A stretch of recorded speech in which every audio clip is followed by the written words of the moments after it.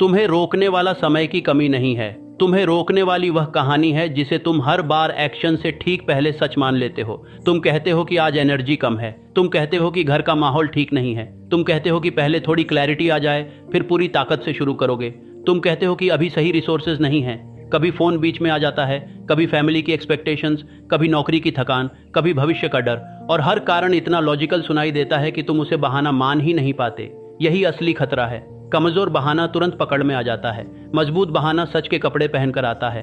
तुम्हारे पास सच में रिस्पॉन्सिबिलिटीज हो सकती हैं, तुम्हारा एनवायरनमेंट सच में डिफिकल्ट हो सकता है, तुम्हें सच में सपोर्ट की कमी हो सकती है, लेकिन एक कठिन परिस्थिति और उस परिस्थिति के सामने पूर्ण सरेंडर, ये एक ही बात नहीं है। समस्या तब शुरू होती है जब तुम्हारा माइंड हर डिफिकल्टी को एक्शन रोकने की परमिशन बना देता है। मैं तुमसे एक सीधा सवाल पूछता हूँ, पिछले 7 दिनों में ऐसा कौन सा काम था जिसे तुम जानते थे कि तुम्हें करना चाहिए, फिर भी तुमने नहीं किया? और जब तुमने नहीं किया तब तुमने स्वयं को कौन सा कारण दिया? शायद तुमने कहा आज मूड नहीं है, शायद तुमने कहा इतना कम समय बचा है, अब शुरू करके क्या फ़ायदा, शायद तुमने कहा मैं प्रेशर में अच्छा काम नहीं कर पाता, शायद तुमने कहा पहले पूरा प्लान तैयार कर लूँ फिर शुरू करूँगा, शायद तुमने कहा जब मेरी सिचुएशन थोड़ी स्टेबल होगी तब मैं सीरियस हो जाऊँगा। अब ध्यान से सुनो, मैं यह नहीं कह रहा कि तुम्हारी प्रॉब्लम्स इमेजिनरी हैं, मैं यह कह रहा हूं कि तुम्हारी पुरानी आइडेंटिटी ने हर रियल प्रॉब्लम के अंदर एक एस्केप डोर बना लिया है।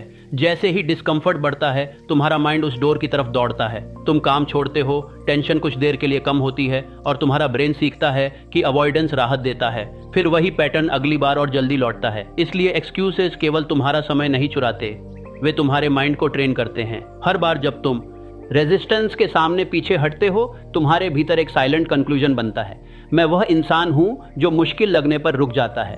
तुम इसे जोर से नहीं कहते, लेकिन तुम्हारा बिहेवियर इसे लिखता रहता है, दिन के बाद दिन, डिसीजन के बाद डिसीजन। फिर एक समय आता है जब तुम स्वयं को लेजी, इनकंसिस्टेंट, अनलकी या कंफ्यूज्ड समझने लगते हो, जबकि शुरुआत में तुम्हारी आइडेंटिटी ऐसी नहीं थी, वह केवल रिपीटेड एविडेंस का परिणाम थी। और यही तुम्हारी अच्छी खबर है, जिस आइडेंटिटी को एविडेंस ने बनाया है उसे नया एविडेंस बदल भी सकता है। तुम्हें अगले 21 दिनों में परफेक्ट नहीं बनना, तुम्हें हर दिन मोटिवेटेड नहीं रहना, तुम्हें अपनी पूरी जिंदगी एक साथ रिपेयर नहीं करनी, तुम्हें केवल यह बंद करना है कि एक्शन से पहले पैदा हुई हर एक्सप्लेनेशन को अंतिम आदेश मान लिया जाए। 21 दिन कोई जादुई सीमा नहीं है। ऐसा नहीं है कि 22वें दिन उठते ही तुम कंप्लीटली डिफरेंट इंसान बन जाओगे। किसी बिहेवियर को ऑटोमेटिक बनने में अलग अलग लोगों को अलग समय लगता है। कुछ हैबिट्स जल्दी सेटल होती हैं, कुछ को कई सप्ताह या कई महीने लगते हैं। इसलिए यह चैलेंज किसी मैजिकल ट्रांसफॉर्मेशन का प्रॉमिस नहीं है, यह 21 दिन का आइडेंटिटी एक्सपेरिमेंट है।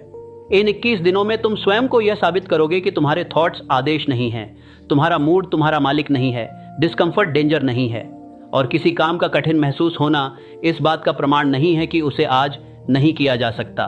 तुम्हारी नई आइडेंटिटी किसी एफर्मेशन से शुरू हो सकती है, लेकिन केवल एफर्मेशन से बनती नहीं है। वह तब बनती है जब तुम्हारा बिहेवियर तुम्हारे शब्दों का समर्थन करता है।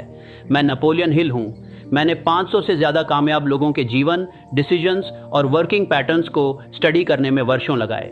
जब मैं पहली बार एंड्रयू कार्नेगी से मिला, मेरे सामने केवल वेल्थ का प्रश्न नहीं रखा गया था। असली प्रश्न यह था कि अलग अलग परिस्थितियों में आगे बढ़ने वाले लोगों के भीतर कौन सी मेंटल हैबिट्स बार बार दिखाई देती हैं। मैंने एक बात बार बार देखी, सफल व्यक्ति के पास हमेशा परफेक्ट कंडीशंस नहीं थीं, लेकिन उसने अपनी परिस्थितियों को अपने डिसीजन का स्थायी मालिक बनने से रोका। यह मत समझना कि उनके पास फियर नहीं था, उनके सामने फेलियर नहीं आया, उनके प्लान्स नहीं टूटे। फर्क यह था कि उन्होंने टेम्पररी डिफिकल्टी को परमानेंट आइडेंटिटी नहीं बनने दिया। आज तुम्हें भी यही करना है। तुम्हारी समस्या शायद ये नहीं है कि तुम नहीं जानते क्या करना है, अधिक संभावना ये है कि तुम जानते हो, लेकिन तुम उस मोमेंट को मैनेज नहीं कर पाते जब काम शुरू करना अनकंफर्टेबल लगता है। तुम एग्जाम की तैयारी कर रहे हो, किताब सामने रखी है, सिलेबस बड़ा है, तुम्हें पता है कि 2 घंटे पढ़ना चाहिए, फिर माइंड कहता है इतना सिलेबस अब कवर नहीं हो सकता। तुम फोन उठाते हो केवल 10 मिनट के लिए, एक वीडियो दूसरा वीडियो बन जाता है, फिर गिल्ट आता है, अब तुम्हें लगता है कि दिन खराब हो चुका है। तुम निर्णय लेते हो कि कल सुबह जल्दी उठकर सीरियस शुरुआत करोगे। कल सुबह अलार्म बजता है, रात देर से सोए थे, माइंड कहता है आज नींद पूरी नहीं हुई, पढ़ाई इफेक्टिव नहीं होगी। तुम थोड़ी देर और सोते हो, उठने के बाद तुम्हें स्वयं से निराशा होती है, लेकिन निराशा से बचने के लिए तुम एक नया रीजन ढूंढ लेते हो। शायद कोचिंग सही नहीं है, शायद सब्जेक्ट तुम्हारे लिए नहीं है, शायद कंपटीशन बहुत अधिक है, शायद तुम्हारी मेमोरी दूसरों जैसी नहीं है। समस्या किताब नहीं रही, समस्या अब तुम्हारी आइडेंटिटी बन चुकी है। या तुम नौकरी करते हो। तुम वर्षों से कहते आ रहे हो कि कोई नई स्किल सीखोगे, अपना पोर्टफोलियो बनाओगे, बेहतर रोल के लिए अप्लाई करोगे या अपना छोटा प्रोजेक्ट शुरू करोगे, लेकिन ऑफिस से लौटने के बाद थकान होती है, थकान रियल है। फिर तुम कहते हो आज रेस्ट कर लेता हूँ, वीकेंड पर पूरा फोकस करूंगा। वीकेंड आता है, घर के काम, दोस्तों के मैसेजेस, फैमिली कमिटमेंट्स और एंटरटेनमेंट समय ले लेते हैं। संडे रात को तुम्हारे भीतर वही पुराना दर्द जागता है। तुम अपनी करंट लाइफ से खुश नहीं हो, लेकिन उसे बदलने वाला एक्शन हर सप्ताह अगले सप्ताह चला जाता है। या तुम किसी छोटे शहर में रहते हो और तुम्हारे आसपास लोग तुम्हारे ड्रीम को प्रैक्टिकल नहीं मानते। परिवार कहता है कि सेफ नौकरी पकड़ो, रिश्तेदार कंपैरिजन करते हैं, कोई शर्मा जी के बेटे का नाम लेता है, कोई पड़ोस की लड़की की सरकारी नौकरी का। तुम्हारे भीतर एक हिस्सा अपने लिए अलग रास्ता चाहता है, लेकिन दूसरा हिस्सा रिजेक्शन से डरता है। इसलिए तुम पूरी तरह कोशिश नहीं करते, क्योंकि अगर तुमने पूरी कोशिश की और आउटकम नहीं मिला तो तुम्हें अपने बारे में कठिन प्रश्नों का सामना करना पड़ेगा। अधूरी कोशिश एक सुरक्षा देती है। तुम स्वयं से कह सकते हो मैंने सीरियस होकर किया ही कहाँ था। यह एक्सक्यूज का सबसे गहरा रूप है। व्यक्ति केवल वर्क अवॉइड नहीं करता, वह जजमेंट अवॉइड करता है, वह अपनी एबिलिटी की परीक्षा से बचता है। साइकोलॉजी में इसे सेल्फ हैंडीकैपिंग जैसा पैटर्न कहा जाता है। व्यक्ति पहले से ऑब्स्टेकल बना लेता है ताकि फेलियर आने पर वह कह सके कि उसकी क्षमता कम नहीं थी, परिस्थितियां खराब थीं, समय नहीं था, प्रिपरेशन पूरी नहीं थी या उसने सच में कोशिश ही नहीं की। ईगो बच जाता है, भविष्य हार जाता है। तुम्हारा बहाना तुम्हें एक दिन की डिस्कम्फर्ट से बचाता है, लेकिन वह तुम्हें महीनों की डिससेटिस्फैक्शन दे सकता है। वह तुम्हें एक कठिन अटेम्प्ट से बचाता है, लेकिन तुम्हें यह जानने से भी रोकता है कि तुम्हारी वास्तविक क्षमता क्या थी। इसीलिए अगले 21 दिनों की पहली सच्चाई है, हर एक्सक्यूज झूठ नहीं होगा, पर हर सच एक्शन रोकने का अधिकार भी नहीं रखता। मान लो तुम्हारे पास केवल 20 मिनट हैं। तुम्हारा पुराना माइंड कहेगा कि 20 मिनट में मीनिंगफुल वर्क नहीं हो सकता, इसलिए आज छोड़ दो।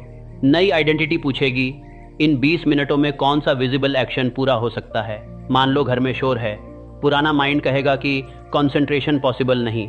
नई आइडेंटिटी पूछेगी क्या मैं हेडफोन्स लगा सकता हूँ, दूसरी जगह बैठ सकता हूँ, टास्क छोटा कर सकता हूँ या शोर के बावजूद 10 फोकस्ड लाइंस लिख सकता हूँ। मान लो तुम्हारा मूड खराब है, पुराना माइंड कहेगा कि पहले मूड ठीक होना चाहिए। नई आइडेंटिटी पूछेगी क्या मेरा मूड खराब रहते हुए भी मेरा शरीर पहला स्टेप ले सकता है।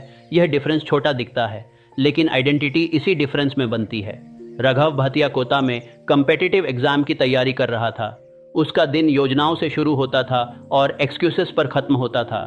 सुबह वह टाइम टेबल लिखता, दोपहर तक उसे लगता कि उसने गलत सब्जेक्ट से शुरुआत की।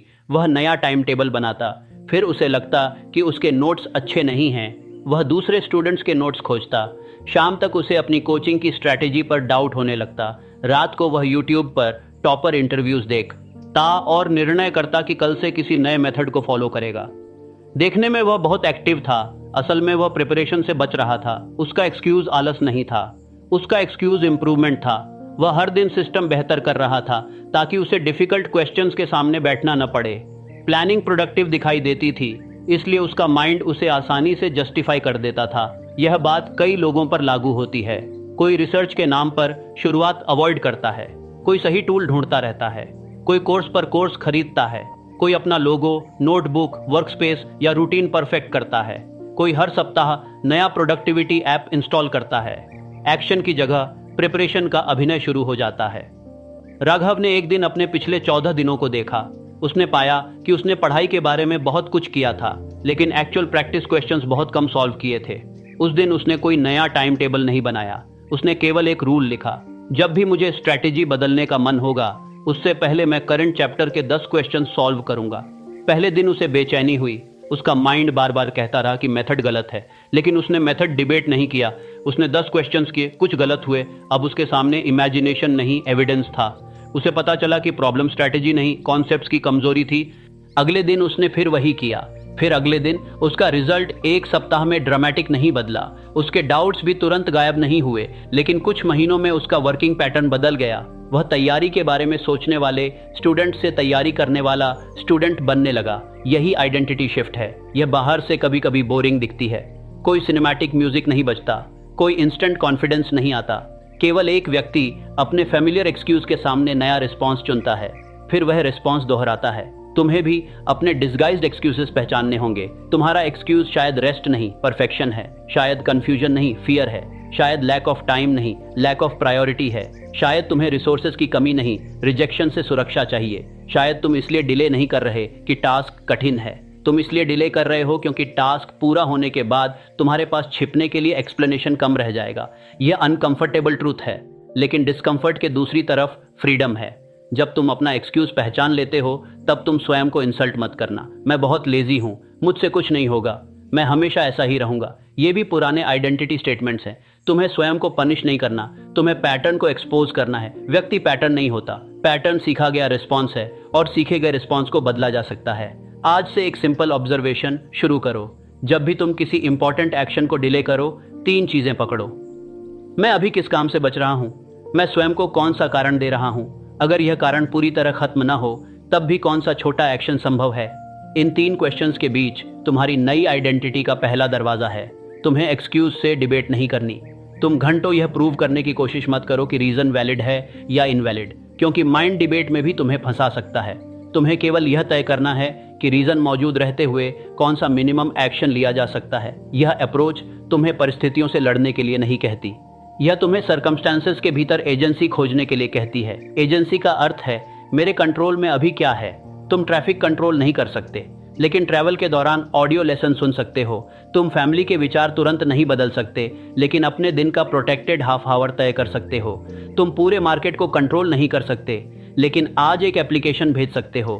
तुम हर डिस्ट्रैक्शन को खत्म नहीं कर सकते, लेकिन फोन को दूसरे कमरे में रख सकते हो।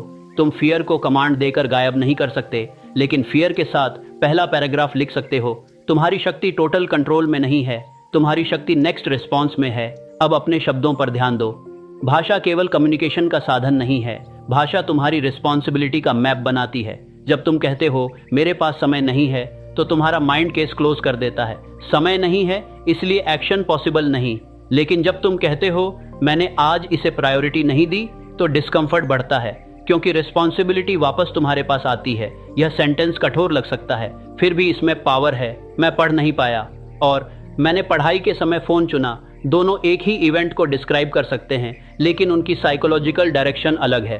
पहला सेंटेंस तुम्हें पावरलेस बनाता है, दूसरा सेंटेंस तुम्हें चॉइस दिखाता है। मेरा वर्कआउट छूट गया और मैंने अपने शेड्यूल्ड समय पर दूसरा काम चुना। मेरा प्रोजेक्ट आगे नहीं बढ़ा और मैंने डिफिकल्ट पार्ट शुरू करने के बजाय इजी टास्क्स किए। मुझे मौका नहीं मिला और मैंने अवेलेबल अपॉर्चुनिटीज के लिए पर्याप्त अटेम्प्ट्स नहीं किए। हर सिचुएशन में यह फ्रेमिंग फेयर नहीं होगी। कुछ परिस्थितियां सच में व्यक्ति के कंट्रोल से बाहर होती हैं। बीमारी, इमरजेंसी, आर्थिक दबाव, केयर गिविंग रिस्पॉन्सिबिलिटीज और स्ट्रक्चरल लिमिटेशंस को केवल माइंडसेट कहकर डिसमिस करना गलत होगा। लेकिन अपनी जिंदगी में उन जगहों को भी पहचानो जहां मेरे पास चॉइस नहीं थी कहने से तुम्हें टेम्पररी कंफर्ट मिला, जबकि छोटा चॉइस अवेलेबल था। रिस्पॉन्सिबिलिटी ब्लेम नहीं है, रिस्पॉन्सिबिलिटी रिस्पॉन्स की ओनरशिप है। जब तुम स्वयं को ब्लेम करते हो, तुम कहते हो मैं खराब हूं। जब तुम रिस्पॉन्सिबिलिटी लेते हो, तुम कहते हो मेरा पिछला डिसीजन कमजोर था, अगला डिसीजन अलग हो सकता है। इन दोनों के बीच पूरा भविष्य बदल सकता है। एडिति राव बेंगलुरु की एक टेक्नोलॉजी कंपनी में काम करती थी। वह डिज़ाइन में बेहतर रोल चाहती थी और जानती थी कि उसे अपना पोर्टफोलियो बनाना होगा। वह लगभग 1 वर्ष से कह रही थी कि ऑफिस वर्कलोड बहुत अधिक है। उसका वर्कलोड सच में हैवी था। कई इवनिंग्स मीटिंग्स में चली जाती थीं, कभी डेडलाइंस अचानक बदल जाती। उसका एक्सक्यूज इमेजिनरी नहीं था, लेकिन हर खाली इवनिंग पर भी वह पोर्टफोलियो नहीं बनाती थी। वह थकान से बचने के लिए सीरीज देखती, सोशल मीडिया स्क्रॉल करती या दूसरे डिज़ाइनर्स का वर्क देखती रहती। फिर वह स्वयं से कहती कि क्रिएटिव काम थके हुए माइंड से नहीं हो सकता। वीकेंड पर वह सोचती कि 2 दिन में बहुत बड़ा काम करना है। टास्क भारी लगता और वह अगले वीकेंड तक पोस्टपोन कर देती। एक रात उसने अपने सेंटेंस को बदला। उसने लिखा, मेरे पास पोर्टफोलियो के लिए परफेक्ट एनर्जी नहीं है और मैं आज 20 मिनट्स का इम्परफेक्ट वर्क चुन सकती हूँ। उसने केवल एक केस स्टडी की हेडिंग लिखी, फिर प्रोजेक्ट का कॉन्टेक्स्ट जोड़ा। अगले दिन उसने स्क्रीनशॉट्स कलेक्ट की। जी हे, उसके अगले दिन उसने प्रॉब्लम स्टेटमेंट लिखा। यह स्पीड इम्प्रेसिव नहीं थी, लेकिन डायरेक्शन बदल चुकी थी। कुछ सप्ताह बाद उसके पास स्कैटर्ड वर्क नहीं, एक कंप्लीट केस स्टडी थी। फिर उसने दूसरी शुरू की। कई महीनों में उसका पोर्टफोलियो तैयार हुआ। उसे कोई ओवरनाइट मिरेकल नहीं मिला, उसे कई एप्लीकेशंस पर रिस्पॉन्स भी नहीं आया, लेकिन अब उसके पास वह एविडेंस था जो 1 वर्ष तक नहीं था। वह स्वयं को उस व्यक्ति की तरह देख सकती थी जो लिमिटेड टाइम में भी इम्पोर्टेंट वर्क आगे बढ़ाता है। उसकी बाहरी सिचुएशन तुरंत नहीं बदली थी, उसकी लैंग्वेज पहले बदली, फिर उसके डिसीजंस बदले, फिर उसका एविडेंस बदला। यही कारण है कि अगले 21 दिनों में तुम्हें अपनी वोकैबुलरी से कुछ फ्रेजेस हटाने होंगे, पूरी तरह नहीं लेकिन अनकॉन्शियस यूज से। मैं ऐसा ही हूँ, मुझसे कंसिस्टेंसी नहीं होती, मेरे पास डिसिप्लिन नहीं है, मेरी किस्मत में नहीं है, मैं प्रेशर में कुछ नहीं कर पाता, मेरा फोकस बहुत खराब है। इन स्टेटमेंट्स में सबसे बड़ा खतरा यह है कि ये टेम्पररी बिहेवियर को परमानेंट आइडेंटिटी में बदल देते हैं। तुमने कुछ दिनों तक कंसिस्टेंसी नहीं रखी, इसलिए तुम इनकंसिस्टेंट व्यक्ति नहीं बन गए। तुमने अटेंशन को ट्रेन नहीं किया, इसलिए तुम इनकेपेबल नहीं हो गए। तुमने कुछ डिसीजंस अवॉइड किए, इसलिए तुम्हारे अंदर करेज की कमी हमेशा के लिए तय नहीं हो गई। बिहेवियर का हिस्ट्री फ्यूचर का आदेश नहीं है, तुम्हें अधिक ऑनेस्ट लैंग्वेज इस्तेमाल करनी है। मैंने अब तक कंसिस्टेंसी प्रैक्टिस नहीं की, मैं डिस्ट्रैक्शन को जल्दी चुनता रहा हूँ, मैं डिस्कम्फर्ट आते ही टास्क बदल देता हूँ। मैंने अपने गोल को प्रोटेक्टेड टाइम नहीं दिया, मैंने प्लानिंग अधिक और एग्जीक्यूशन कम किया। यह लैंग्वेज सॉफ्ट एक्सक्यूज नहीं देती, लेकिन परमानेंट शेम भी नहीं बनाती।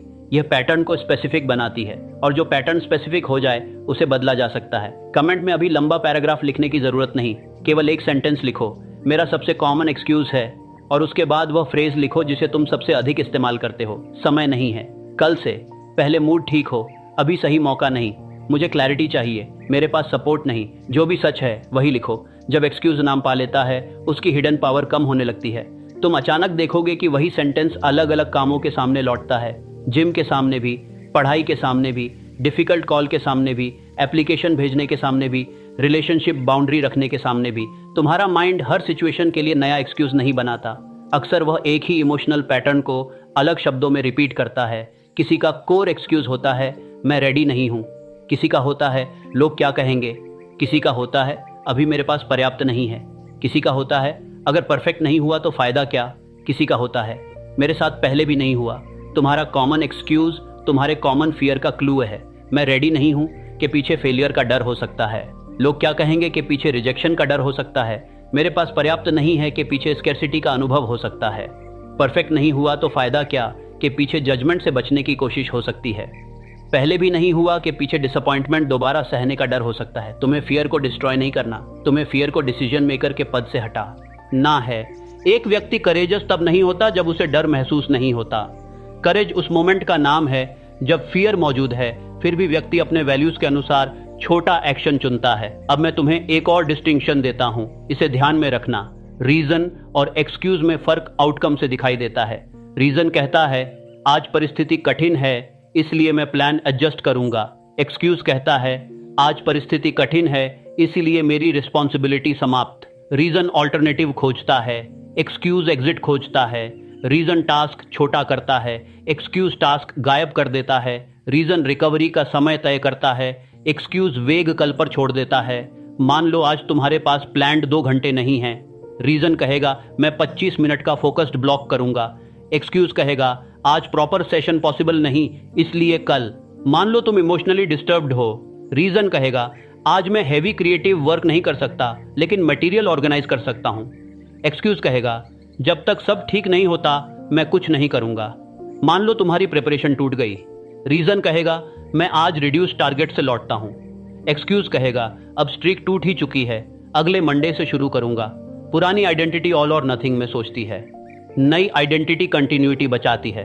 तुम्हें हर दिन मैक्सिमम परफॉर्मेंस नहीं चाहिए, तुम्हें अपने गोल से कनेक्शन नहीं टूटने देना, क्योंकि आइडेंटिटी इंटेंसिटी से कम रिपीटेड कॉन्टैक्ट से अधिक बनती है। एक दिन 10 पेजेस लिखना और फिर 10 दिन कुछ न करना इंप्रेसिव बर्स्ट हो सकता है लेकिन रिलायबल आइडेंटिटी नहीं बनाता। प्रतिदिन एक छोटा कंप्लीटेड एक्शन तुम्हारे माइंड को अलग मैसेज देता है, मैं लौटता हूं, मैं उपस्थित रहता हूं, मैं अपने वादे को पूरी तरह छोड़ता नहीं। यह मैसेज धीरे धीरे सेल्फ ट्रस्ट बनाता है। सेल्फ ट्रस्ट का मतलब यह नहीं कि तुम कभी फेल नहीं होगे, इसका मतलब है कि फेलियर के बाद तुम स्वयं को परमानेंटली अबैंडन नहीं करोगे।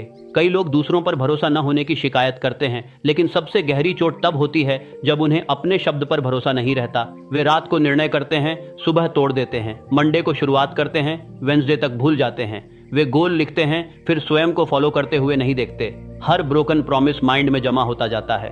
फिर अगली बार जब वे कोई बड़ा कमिटमेंट करते हैं, भीतर से आवाज आती है, तुम यह भी नहीं करोगे। इस आवाज को पॉजिटिव थिंकिंग से चुप कराना कठिन है, क्योंकि उसके पास एविडेंस है। तुम्हें उससे बहस नहीं करनी, तुम्हें नया एविडेंस देना है, छोटा, स्पष्ट, पूरा किया हुआ। यही कारण है कि तुम्हारे अगले 21 दिन ग्रैंड डिक्लेरेशंस पर नहीं टिकेंगे। तुम ये अनाउंस नहीं करोगे कि अब से जिंदगी पूरी बदल गई।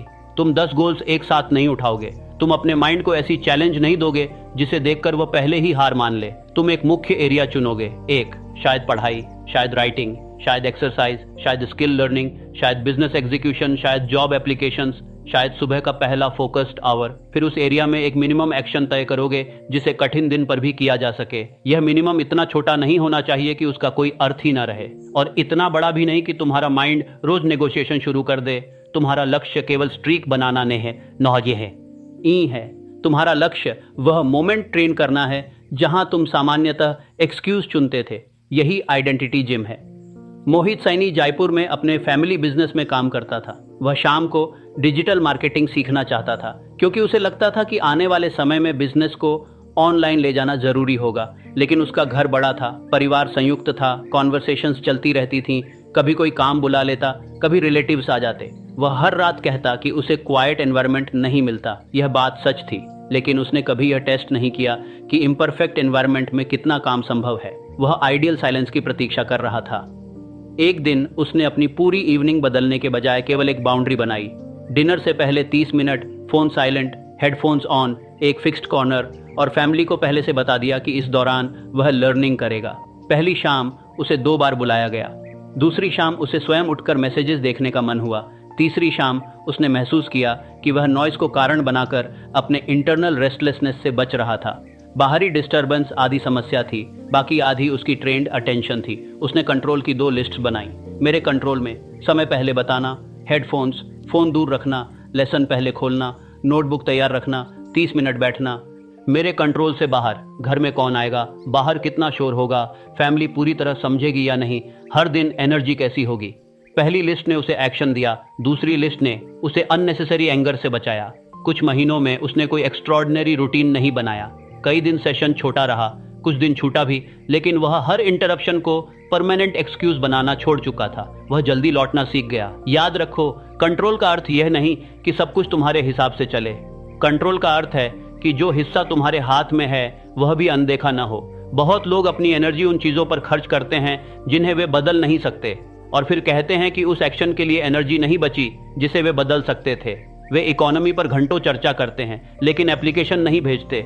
वे एल्गोरिदम को दोष देते हैं लेकिन पब्लिश नहीं करते। वे फैमिली की सोच से लड़ते रहते हैं लेकिन अपनी डेली प्रैक्टिस प्रोटेक्ट नहीं करते। वे कंपटीशन को देखते हैं लेकिन अपनी स्किल का अगला लेसन पूरा नहीं करते। वे पास्ट के अनफेयरनेस को बार बार रिप्ले करते हैं लेकिन आज का अवेलेबल स्टेप नहीं लेते। यह कठोर सत्य है। तुम्हारे साथ गलत हुआ हो सकता है, और फिर भी हीलिंग तथा प्रोग्रेस की जिम्मेदारी तुम्हारे हिस्से में आ सकती है। यह फेयर नहीं लगता, लेकिन पावर यहीं लौटती है। जब तक तुम्हारा फ्यूचर उस व्यक्ति, घटना या परिस्थिति की परमिशन पर निर्भर है जिसने तुम्हें रोका, तब तक तुम्हारी दिशा बाहर कंट्रोल्ड रहेगी।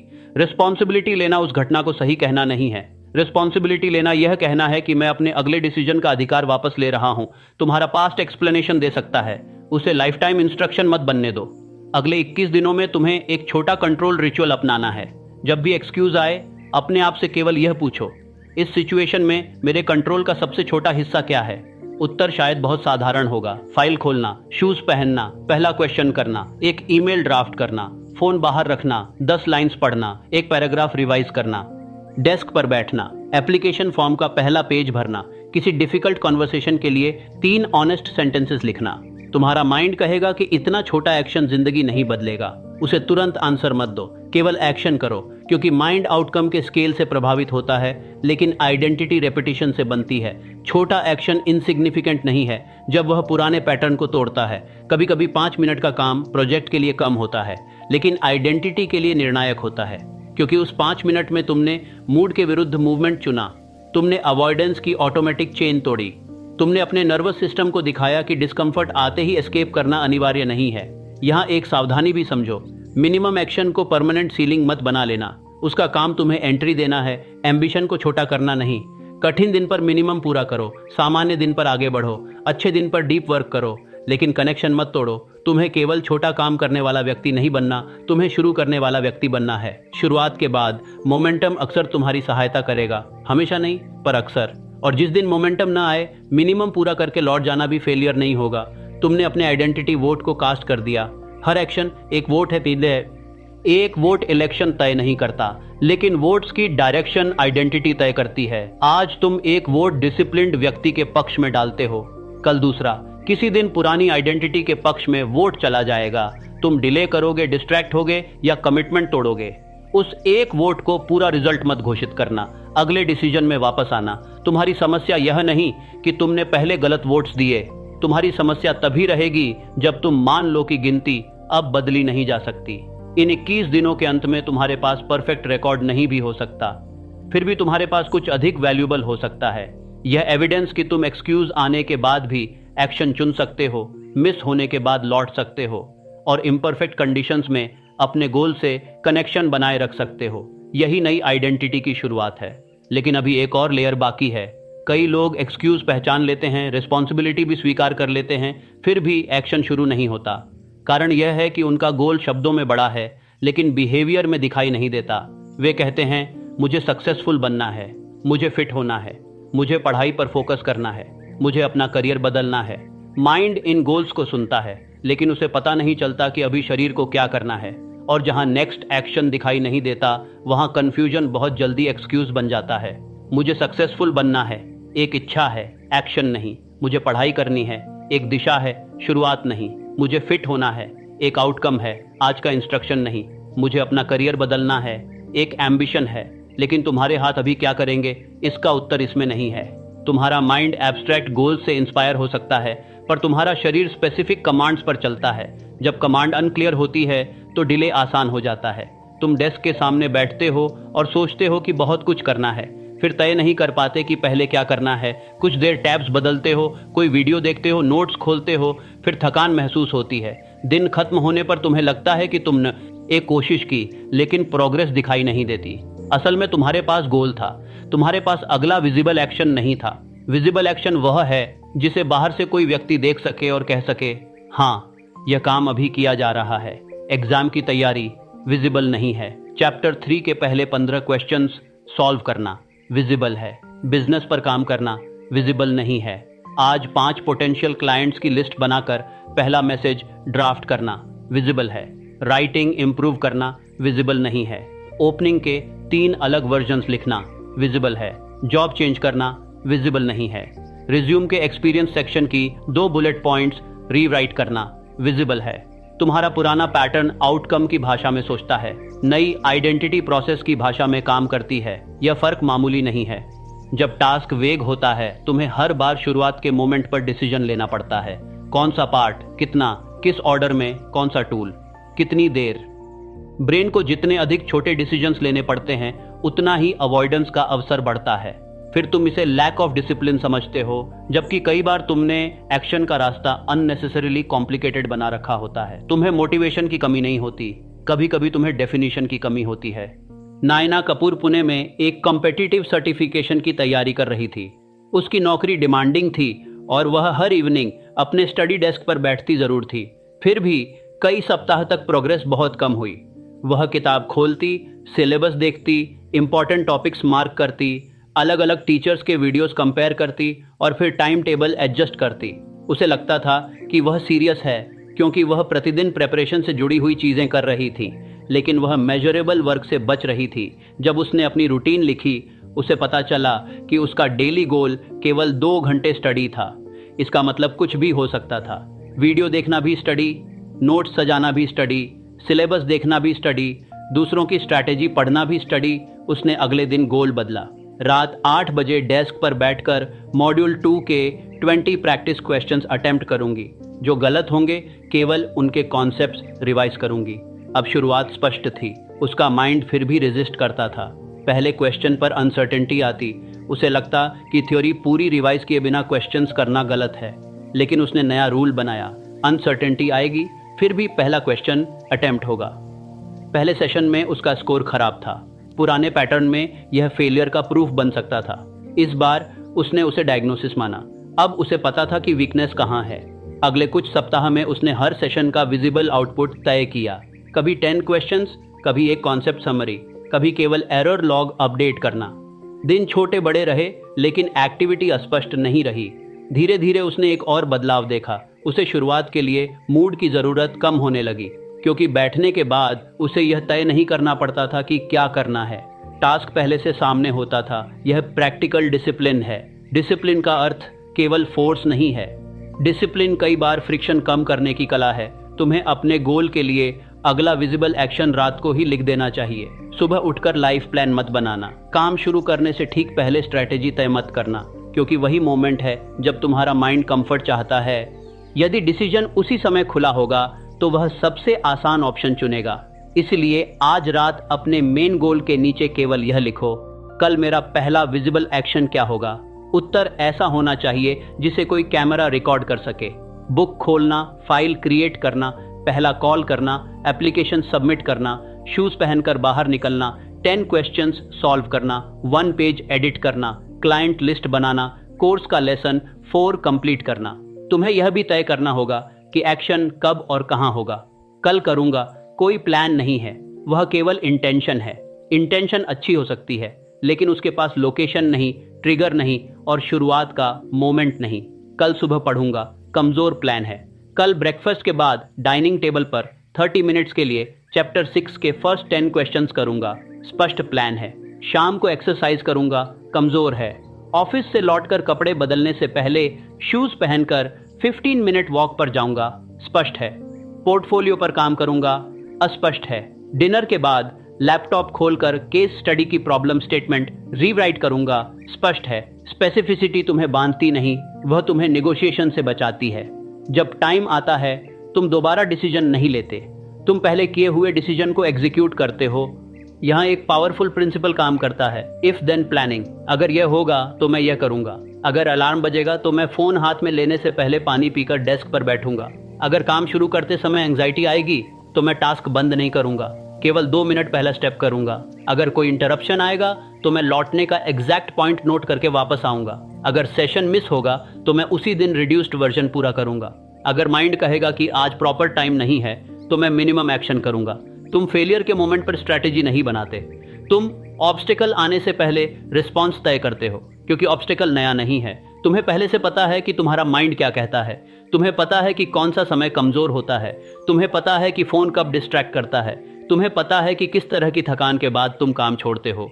तुम्हें पता है कि कौन सी सोशल सिचुएशन तुम्हारी कमिटमेंट तोड़ती है। फिर भी बहुत लोग हर दिन ऐसे बिहेव करते हैं जैसे उनका एक्सक्यूज पहली बार आया हो। आज अचानक मूड नहीं है। नहीं, यह अचानक नहीं है, यह पैटर्न है। आज अनएक्सपेक्टेडली फोन में टाइम चला गया। नहीं, फोन का पैटर्न पहले से नोन है। आज घर में काम आ गया। यदि यह सप्ताह में कई बार होता है तो इसे एक्सेप्शन मत कहो, इसे प्लान में शामिल करो। तुम्हारे एक्सक्यूज की शक्ति सरप्राइज में नहीं, अनप्रिपेयर्डनेस में है। तुम्हें अपने 3 सबसे कॉमन ऑब्स्टेकल्स लिखने हैं और हर ऑब्स्टेकल के सामने प्री डिटरमिन्ड रिस्पॉन्स। उदाहरण, अगर ऑफिस से बहुत थका लौटूंगा तो फुल सेशन की जगह 20 मिनट मिनिमम सेशन करूंगा। अगर दोस्तों का अचानक प्लान बनेगा तो जाने से पहले अपना डेली एक्शन पूरा करूंगा या वापसी का एग्जैक्ट टाइम तय करूंगा। अगर फोन उठाने का मन होगा तो उसे दूसरे कमरे में रखकर 5 मिनट टाइमर शुरू करूंगा। अगर कोई दिन मिस होगा तो अगला दिन डबल टारगेट नहीं रखूंगा, नॉर्मल टारगेट से तुरंत लौटूंगा। अगर काम परफेक्ट ना लगे तो मैं पब्लिश या सबमिट करने से पहले एक इंप्रूवमेंट राउंड करूंगा, लेकिन शुरुआत रोकूंगा नहीं। इस मेथड में एक हिडन एडवांटेज है। यह तुम्हारी आइडेंटिटी को एक नया मैसेज देता है, मैं रेजिस्टेंस से सरप्राइज नहीं हूं, मैं उसके लिए तैयार हूं। पुरानी आइडेंटिटी ऑब्स्टिकल देखकर कहती है अब क्या करें। नई आइडेंटिटी कहती है इस मोमेंट के लिए रिस्पॉन्स पहले से तय है। यही प्रिपरेशन कॉन्फिडेंस बनाती है। जोर से कहो मेरा मूड डिसीजन नहीं करेगा, फिर कहो ऑब्स्टिकल आएगा फिर भी मेरा अगला कदम तय रहेगा। इन वर्ड्स को मैजिकल फॉर्मूला मत समझना। इनका अर्थ तभी होगा जब आज के बाद तुम अपने लिए एक्चुअल इफ देन प्लान्स लिखोगे। एफर्मेशन एक्शन की दिशा बताती है, एक्शन उसे सच बनाता है। अब तुम्हें एक सटल मिस्टेक से बचना है। कई लोग इफ देन प्लान बनाते हैं लेकिन देन पार्ट इतना बड़ा रखते हैं कि वह खुद नया एक्सक्यूज बन जाता है। अगर मैं टायर्ड रहूंगा तब भी 2 घंटे काम करूंगा। यह हीरोइक लगता है पर सस्टेनेबल नहीं हो सकता। अगर सेशन मिस होगा तो रात में पूरा डबल वर्क करूंगा। यह पनिशमेंट है, रिकवरी नहीं। अगर सुबह नहीं उठा तो पूरा दिन एंटरटेनमेंट बंद। यह आइडेंटिटी ट्रेनिंग नहीं, सेल्फ अटैक है।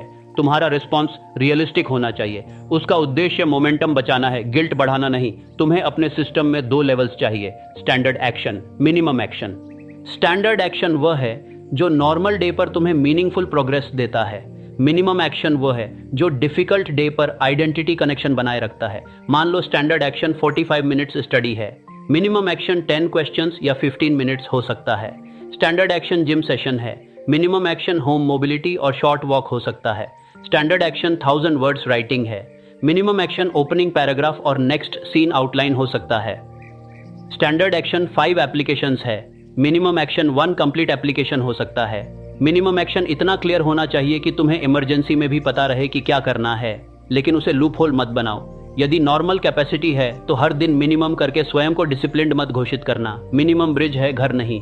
तुम्हें ऑनेस्ट रहना होगा। आइडेंटिटी शिफ्ट सेल्फ डिसेप्शन से नहीं बनती। अब सोचो, जब तुम अपने प्रॉमिस से हटते हो तो एग्जैक्ट मोमेंट कौन सा होता है? सुबह बेड में, काम से लौटने के बाद, डिनर के बाद, किसी नोटिफिकेशन के बाद, टास्क के डिफिकल्ट पार्ट पर, किसी नेगेटिव फीडबैक के बाद। बहाना हवा में पैदा नहीं होता, उसका ट्रिगर होता है।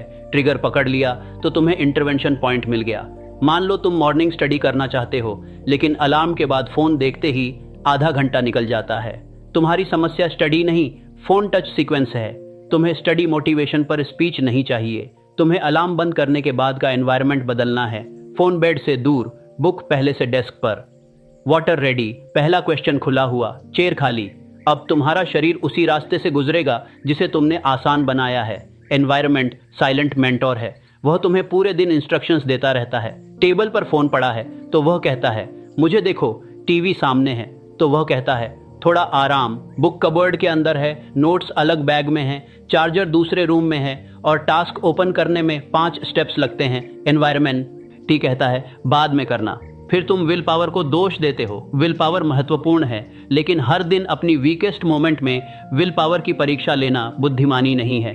तुम अपने अच्छे डिसीजन को आसान और पुराने पैटर्न को इनकन्वीनियंट बना सकते हो। फोन दूसरे कमरे में रखना कोई बड़ा स्पिरिचुअल ट्रांसफॉर्मेशन नहीं है, लेकिन वह तुम्हारे अटेंशन के लिए फिजिकल बाउंड्री है। वेबसाइट ब्लॉकर कोई कैरेक्टर वीकनेस नहीं दिखाता, वह तुम्हारे इंटेंशन को एक्सटर्नल सपोर्ट देता है। वर्कआउट क्लोथ्स रात में निकाल कर रखना ट्रिवियल लग सकता है, लेकिन वह सुबह के डिसीजंस कम करता है। लैपटॉप पर केवल रिक्वायर्ड टैब्स खोलना साधारण है, लेकिन वह टास्क स्विचिंग का रास्ता छोटा करता है। तुम्हारा एनवायरनमेंट तुम्हारी आइडेंटिटी के पक्ष या विपक्ष में वोट करता है। इमरान सिद्दीकी लखनऊ में कस्टमर सपोर्ट जॉब करता था। उसकी शिफ्ट्स बदलती रहती थीं। वह डेटा एनालिसिस सीखना चाहता था, लेकिन हर सप्ताह रूटीन टूट जाती। कभी मॉर्निंग शिफ्ट, कभी इवनिंग शिफ्ट, कभी ओवर टाइम। उसने कई बार फिक्स टाइम टेबल बनाया और हर बार फेल हुआ। फिर उसने निष्कर्ष निकाला कि इरेगुलर जॉब के साथ लर्निंग पॉसिबल नहीं। उसका कंक्लूजन अंडरस्टैंडेबल था, लेकिन कंप्लीट नहीं। उसने टाइम बेस्ड रूटीन बनाने की कोशिश की थी, ट्रिगर बेस्ड रूटीन नहीं। फिक्स्ड रात 8 बजे उसके लिए रिलायबल नहीं था। उसने नया ट्रिगर चुना। शिफ्ट से लौटकर हाथ मुंह धोने के बाद खाना खाने से पहले 25 minute practice block. Morning shift हो या इवनिंग, सीक्वेंस वही रहेगा। फिर उसने एनवायरनमेंट बदला। लैपटॉप डेस्क पर बंद बैग में नहीं, रेडी पोजीशन में रहता। प्रैक्टिस फाइल पहले से ओपन रहती। फोन चार्जिंग पर दूसरे कमरे में। अगले टास्क का छोटा नोट स्क्रीन के पास। पहले सप्ताह उसके कई सेशंस छोटे रहे। कुछ दिन वह सच में एग्जॉस्टेड था, लेकिन उसे शुरुआत के लिए सेटअप नहीं करना पड़ता था। वह बैठता और वही टास्क सामने मिलता जहां पिछली बार छोड़ा था। उसने एक और रूल बनाया, सेशन समाप्त करते समय अगले सेशन की पहली लाइन लिखो। कल chart formatting. Next, missing values clean. Lesson replay नहीं, एक्सरसाइज 3। इससे अगली बार एम्बिग्युइटी कम हुई। कुछ महीनों बाद उसने यह नहीं कहा कि उसकी जॉब आसान हो गई। शिफ्ट्स अभी भी इरेगुलर थीं। उसने यह भी क्लेम नहीं किया कि हर दिन परफेक्ट रहा, लेकिन उसने इरेगुलर स्केड्यूल के भीतर रिलायबल सीक्वेंस बना लिया था। उसकी डिसिप्लिन क्लॉक पर नहीं टिकी थी, उसकी डिसिप्लिन ट्रिगर पर टिकी थी। तुम्हें भी शायद फिक्स्ड आवर से अधिक फिक्स्ड सीक्वेंस की जरूरत है। सुबह टीथ ब्रश करने के बाद, टी के बाद, ऑफिस लॉगिन से पहले, लंच के तुरंत बाद, वर्क क्लोथ्स बदलने से पहले, डिनर के बाद, टेबल साफ करते ही, बेड पर जाने से पहले जर्नल खोलना। जब बिहेवियर किसी एग्जिस्टिंग एक्शन से जुड़ता है तो उसे याद रखने के लिए अलग मेंटल एनर्जी कम लगती है। तुम्हारा प्लान ऐसा होना चाहिए कि टायर्ड वर्जन भी उसे समझ सके, क्योंकि मोटिवेटेड वर्जन के लिए तो कोई भी प्लान काम कर सकता है। सिस्टम की असली परीक्षा उस दिन होती है जब तुम एक्साइटेड नहीं हो। अब मैं तुम्हारे सामने एक प्रश्न छोड़ता हूं और इसका उत्तर अभी मत दो। तुम्हारे एनवायरनमेंट में कौन सी एक चीज है जो हर दिन तुम्हारी पुरानी आइडेंटिटी को सबसे अधिक मजबूत करती है? शायद फोन, शायद बेड के पास लैपटॉप, शायद वह दोस्त ग्रुप जहां हर सीरियस अटेम्प्ट का मजाक बनता है, शायद डेस्क पर फैला क्लटर, शायद लेट नाइट एंटरटेनमेंट, शायद घर में यह बिलीफ कि काम तभी किया जा सकता है जब सब शांत हों, शायद तुम्हारा अपना हैबिट ट्रैकर जिसमें मिस्ड मार्क्स देखकर तुम शर्मिंदा होते हो और पूरा सिस्टम छोड़ देते हो। इसे याद रखो। थोड़ी देर में हम इसके बारे में अधिक गहराई से बात करेंगे, क्योंकि एनवायरनमेंट केवल ऑब्जेक्ट्स नहीं होता, लोग, लैंग्वेज, एक्सपेक्टेशंस और तुम्हारे डिजिटल फीड्स भी एनवायरनमेंट हैं। अभी फिजिकल फ्रिक्शन से शुरू करते हैं। अपने इंपॉर्टेंट एक्शन तक पहुंचने के स्टेप्स गिनो। यदि पढ़ना है तो बुक कहाँ है, यदि लिखना है तो डॉक्यूमेंट ओपन है या हर बार नया सेटअप, यदि वर्कआउट करना है तो क्लोथ्स रेडी हैं, यदि अप्लाई करना है तो रिज्यूमे अपडेटेड है, यदि मेडिटेशन करनी है तो जगह तय है, यदि कोर्स करना है तो लेसन बुक मार्क है। हर एक्स्ट्रा स्टेप उस दिन हार्मलेस लगता है जब एनर्जी हाई है, लेकिन लो एनर्जी डे पर वही स्टेप्स एग्जिट डोर्स बन जाते हैं। पहले डेस्क साफ करना पड़ेगा, पासवर्ड याद नहीं, नोट्स कहाँ हैं, शूज धुले नहीं, रिज्यूमे का कौन सा वर्जन भेजना है, आज सेटअप में ही समय चला जाएगा। तुम्हारा माइंड इन छोटी फ्रिक्शंस को बड़ा बनाता है क्योंकि उसे इमीडिएट कंफर्ट चाहिए, इसलिए रात का 5 मिनट प्रिपरेशन सुबह की बड़ी लड़ाई बचा सकता है। याद रखो, tomorrow's discipline often begins tonight. यह इंग्लिश लाइन अथॉरिटी के लिए नहीं, सिंप्लिसिटी के लिए है। कल की डिसिप्लिन कई बार आज की अरेंजमेंट से शुरू होती है। तुम्हें अपने फ्यूचर सेल्फ पर ब्लाइंड ट्रस्ट नहीं करना, उसकी मदद करनी है। फ्यूचर सेल्फ कोई अलग हीरो नहीं है, वही तुम हो, शायद अधिक टायर्ड, अधिक डिस्ट्रैक्टेड और अधिक प्रेशर्ड। उसके लिए टास्क छोटा करो, उसके लिए रास्ता साफ करो, उसके लिए पहला स्टेप विजिबल छोड़ो। यह सेल्फ रिस्पेक्ट का प्रैक्टिकल रूप है। बहुत लोग अपने फ्यूचर सेल्फ को केवल बर्डन देते हैं। कल जल्दी उठना, कल पूरा बैकलॉग, कल से स्ट्रिक्ट डाइट, कल 5 घंटे स्टडी, कल सब ठीक। आज वे एंटरटेनमेंट चुनते हैं और रिस्पॉन्सिबिलिटी कल वाले व्यक्ति पर डाल देते हैं। फिर कल वाला व्यक्ति जागता है, बर्डन देखता है और वही काम अगले दिन भेज देता है।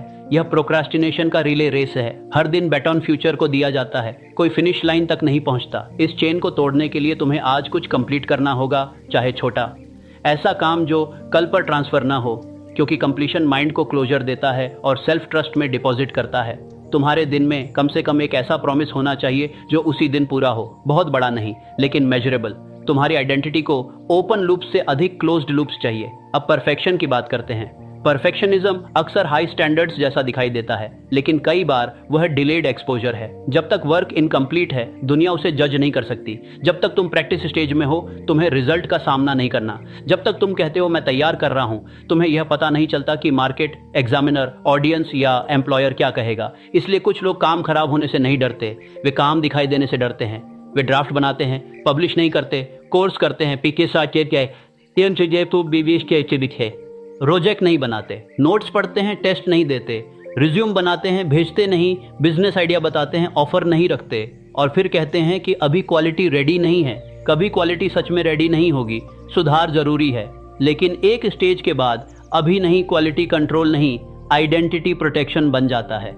तुम्हें अपने एक्शन में एक्सपोजर शामिल करना होगा। यदि राइटिंग सीख रहे हो तो कुछ पब्लिश करो, यदि इंटरव्यू की तैयारी कर रहे हो तो मॉक दो, यदि एग्जाम है तो टाइम टेस्ट लो, यदि स्किल सीख रहे हो तो रियल प्रोजेक्ट बनाओ, यदि बिजनेस है तो किसी एक्चुअल कस्टमर से बात करो। रियल फीडबैक इमेजिनेशन के एक्सक्यूजेस तोड़ता है। तुम्हारा माइंड अननोन आउटकम से डरता है। वह अनसर्टेनिटी को अवॉइड करने के लिए एंडलेस प्रिपरेशन बनाता है, लेकिन सर्टेनिटी एक्शन के पहले नहीं आती। अधिकतर सर्टेनिटी एक्शन के बाद डेटा के रूप में आती है। पहले अटेम्प्ट, फिर फीडबैक, फिर एडजस्टमेंट, फिर दूसरा अटेम्प्ट। यह साइकिल ग्रोथ है। थॉमस एडिसन के काम को अक्सर एक सेंटेंस में छोटा कर दिया जाता है। वह बहुत बार असफल हुआ और फिर बल्ब बना लिया। लेकिन असली लेसन केवल परसिस्टेंस नहीं है, असली लेसन सिस्टेमैटिक एक्सपेरिमेंटेशन है। एडिसन और उसकी टीम ने अलग अलग मटेरियल्स, डिजाइन्स और कंडीशंस टेस्ट किए। हर अनसक्सेसफुल ट्रायल को केवल इमोशनल डिफीट नहीं माना गया। वह इंफॉर्मेशन था, यह कॉम्बिनेशन काम नहीं करता, अगला वेरिएशन क्या होगा। यह अप्रोच एक्सक्यूज के विपरीत है। एक्सक्यूज आउटकम देखकर आइडेंटिटी पर कंक्लूजन देता है, मैं नहीं कर सकता। एक्सपेरिमेंट आउटकम देखकर प्रोसेस पर क्वेश्चन करता है, कौन सा वेरिएबल बदलना है। एक फेल्ड मॉक टेस्ट तुम्हारी इंटेलिजेंस का फाइनल वर्डिक्ट नहीं, वह प्रिपरेशन सिस्टम का डेटा है। एक रिजेक्टेड एप्लीकेशन तुम्हारी वर्थ का सर्टिफिकेट नहीं, वह फिट, प्रेजेंटेशन, टाइमिंग या कंपटीशन का सिग्नल हो सकती है। एक लो परफॉर्मिंग वीडियो तुम्हारे पूरे क्रिएटिव पोटेंशियल का निर्णय नहीं, वह टॉपिक, पैकेजिंग, रिटेंशन या ऑडियंस मैच पर इंफॉर्मेशन हो सकती है। एक ऑकवर्ड कॉन्वर्सेशन यह साबित नहीं करती कि तुम कम्युनिकेशन में होपलेस हो, वह दिखाती है कि कौन सा पार्ट प्रैक्टिस चाहता है।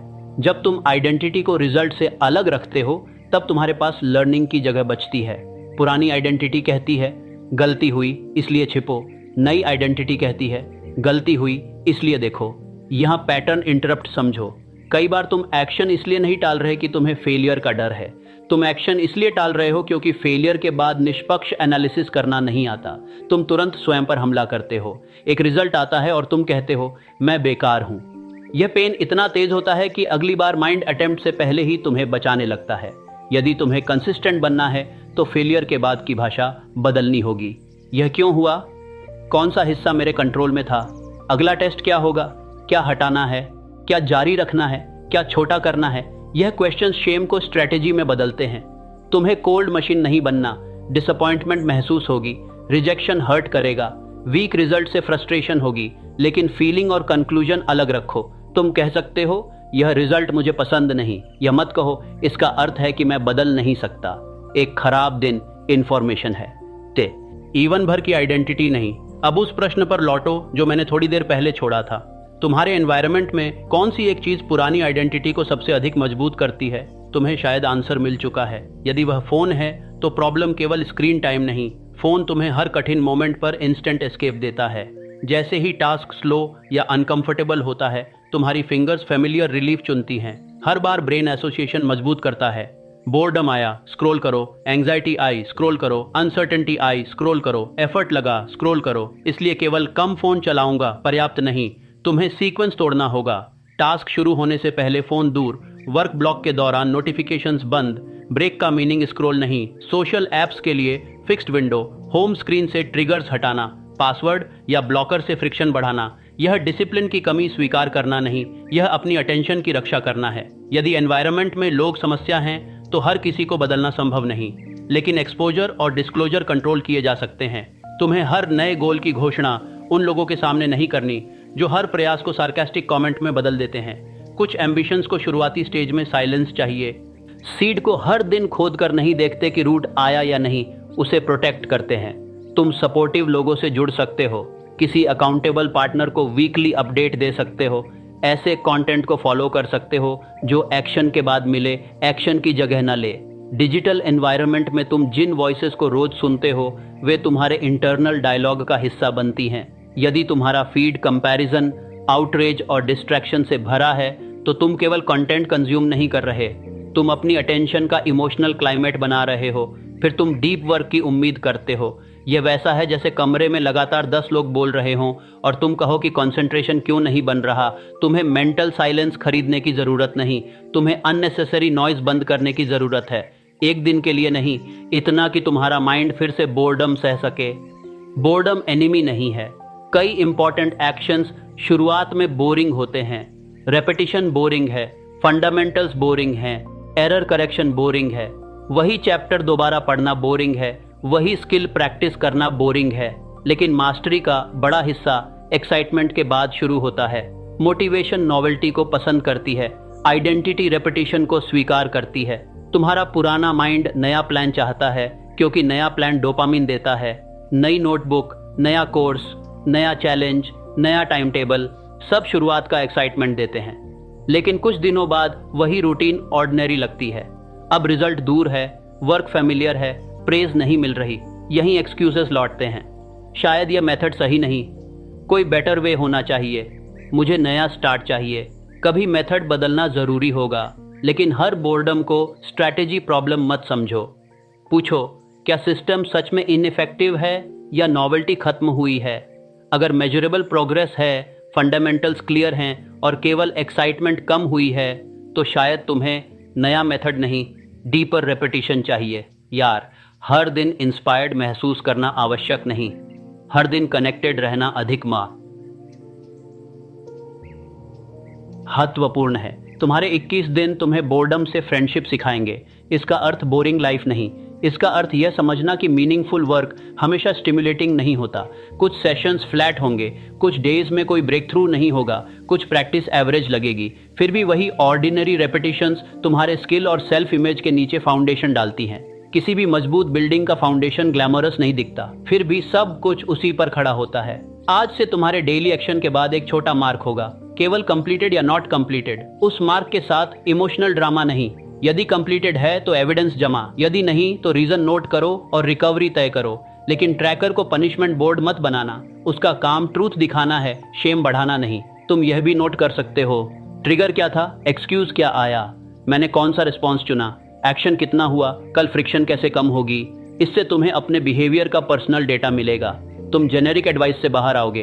तुम्हें पता चलेगा कि तुम्हारी डिफिकल्टी सुबह नहीं, शुरुआत के फर्स्ट 10 मिनट्स में है, या तुम्हारी प्रॉब्लम टाइम नहीं, फोन प्रॉक्सिमिटी है, या तुम टास्क तभी छोड़ते हो जब फीडबैक नेगेटिव आता है, या वीकेंड पर स्ट्रक्चर ना होने से दिन बह जाता है।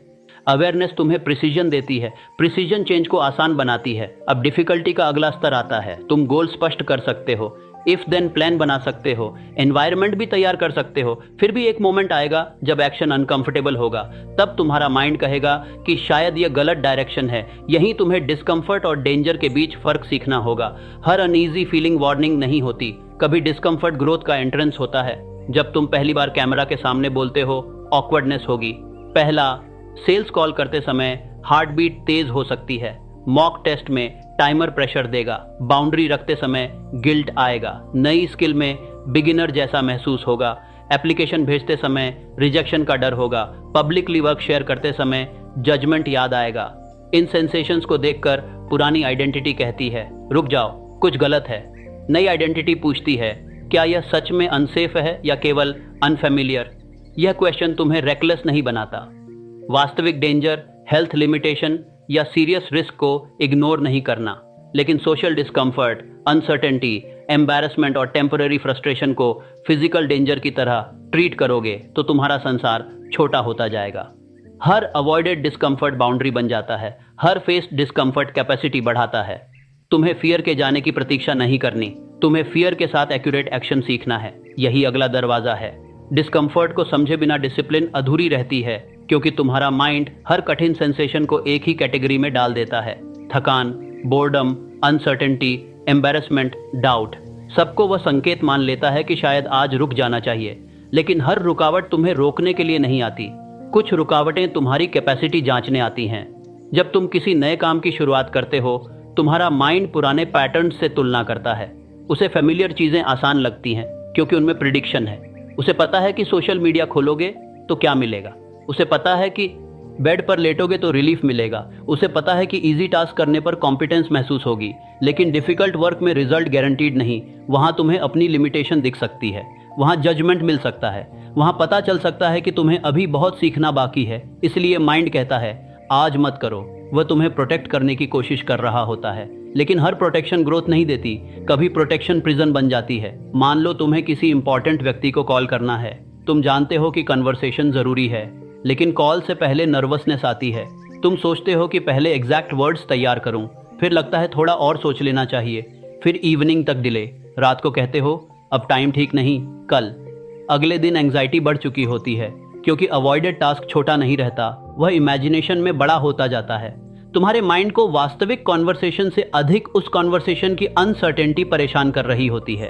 एक बार कॉल हो जाए, आउटकम अच्छा या खराब हो सकता है, लेकिन एम्बिग्युइटी समाप्त होगी।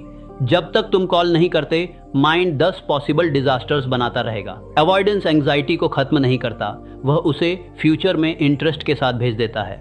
इसीलिए तुम्हें अपने 21 दिनों में एक डिस्कम्फर्ट रूल चाहिए। जब टास्क सेफ है, इंपॉर्टेंट है और तुम्हारे गोल से जुड़ा है, तब डिस्कम्फर्ट आते ही तुरंत एग्जिट नहीं लेना। पहले एक छोटा एक्सपोजर कॉल करना है तो नंबर खोलो। एप्लीकेशन भेजनी है तो फॉर्म का पहला सेक्शन भर दो। कैमरा से डर लगता है तो 1 मिनट रिकॉर्डिंग करो। मॉक टेस्ट से डर लगता है तो टाइमर लगाकर फर्स्ट 5 क्वेश्चंस करो। बाउंड्री बोलनी है तो पहले सेंटेंस को जोर से प्रैक्टिस करो। तुम्हारा उद्देश्य फियर को हराना नहीं है, तुम्हारा उद्देश्य यह साबित करना है कि फियर मूवमेंट रोक नहीं सकता। कई लोग करेज को इमोशन समझते हैं। वे सोचते हैं कि एक दिन भीतर से कॉन्फिडेंस आएगा और फिर वे बिना हेजिटेशन एक्शन करेंगे। लेकिन कॉन्फिडेंस अक्सर एक्शन के बाद आता है, उससे पहले करेज आता है। और करेज कई बार बहुत ऑर्डिनरी दिखाई देता है। हाथ कांपते हुए भी सेंड बटन दबा देना, डाउट रहते हुए भी पहला अटेम्प्ट करना, सर्टेनिटी के बिना भी छोटा कमिटमेंट पूरा करना।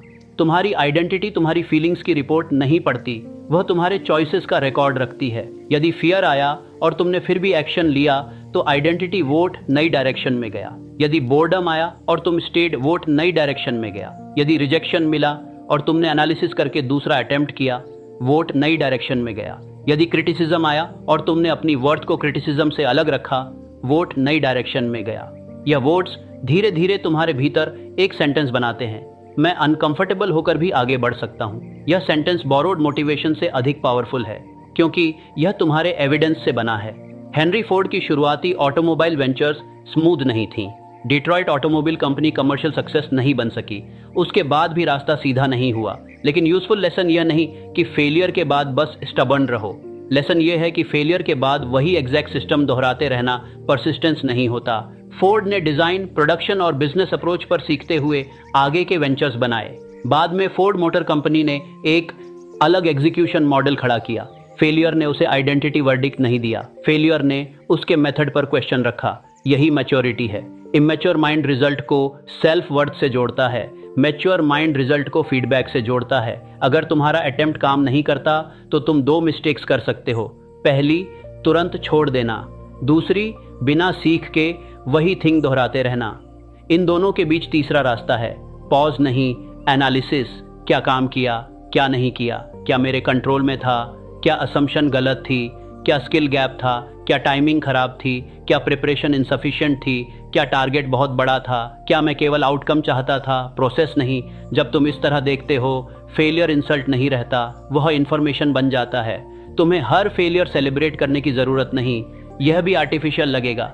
कुछ फेलियर्स पेनफुल होंगे, कुछ लॉसेस रियल होंगे, कुछ मिस्टेक्स का कॉस्ट होगा। तुम डिसअपॉइंटमेंट महसूस करोगे, तुम शायद कुछ समय के लिए टूटे हुए भी महसूस करोगे, लेकिन फीलिंग को फाइनल आइडेंटिटी मत बनाओ। मैंने गलत डिसीजन लिया और मैं गलत इंसान हूँ, इनमें अंतर है। मेरा अटेम्प्ट कमज़ोर था और मेरे अंदर एबिलिटी नहीं, इनमें अंतर है। मैं तैयार नहीं था और मैं कभी तैयार नहीं हो सकता, इनमें अंतर है। तुम्हारी लैंग्वेज रिकवरी की स्पीड तय करती है। कव्या मेनन कोची में आर्किटेक्चर एंट्रेंस की तैयारी कर रही थी। उसने महीनों तक डिसिप्लिन रूटीन बनाया, मॉक टेस्ट्स इंप्रूव हो रहे थे। फिर एक इम्पॉर्टेंट टेस्ट में उसका स्कोर बहुत गिर गया। उसने तुरंत कंक्लूजन निकाला कि उसकी प्रिपरेशन फेक थी। उसे लगा कि पिछले महीनों का काम मीनिंगलेस था। उसने अगले 3 दिन बुक्स नहीं खोली। उसका पहला फेलियर स्कोर नहीं था, उसका पहला फेलियर इंटरप्रिटेशन था।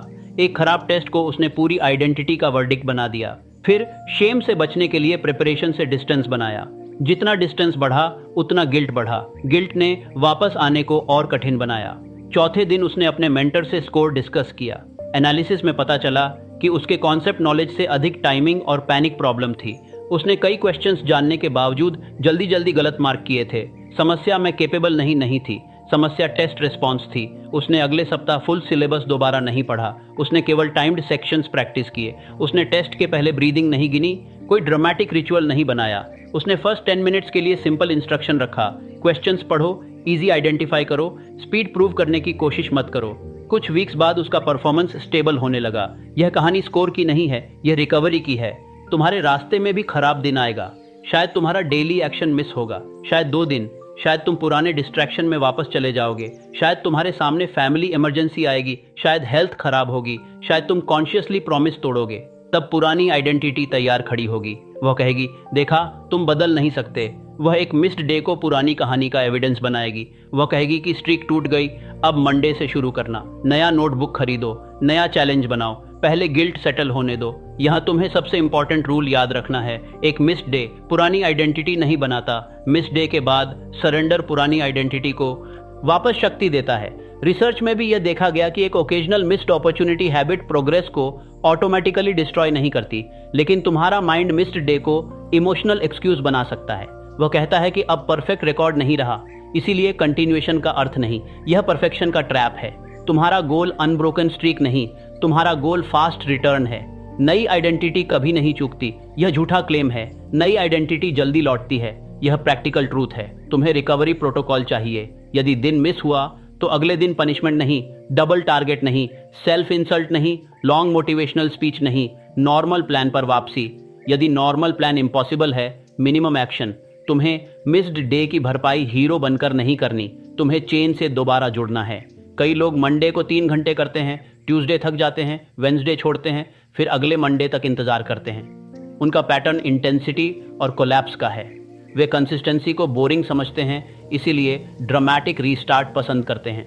लेकिन ड्रामेटिक रीस्टार्ट पुरानी आइडेंटिटी को नया कॉस्ट्यूम देता है। नई आइडेंटिटी शांत वापसी करती है।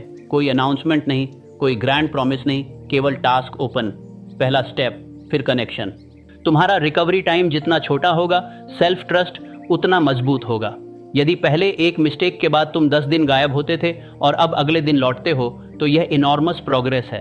भले ट्रैकर पर एक क्रॉस दिखाई दे, आइडेंटिटी लेवल पर तुमने जीत दर्ज की।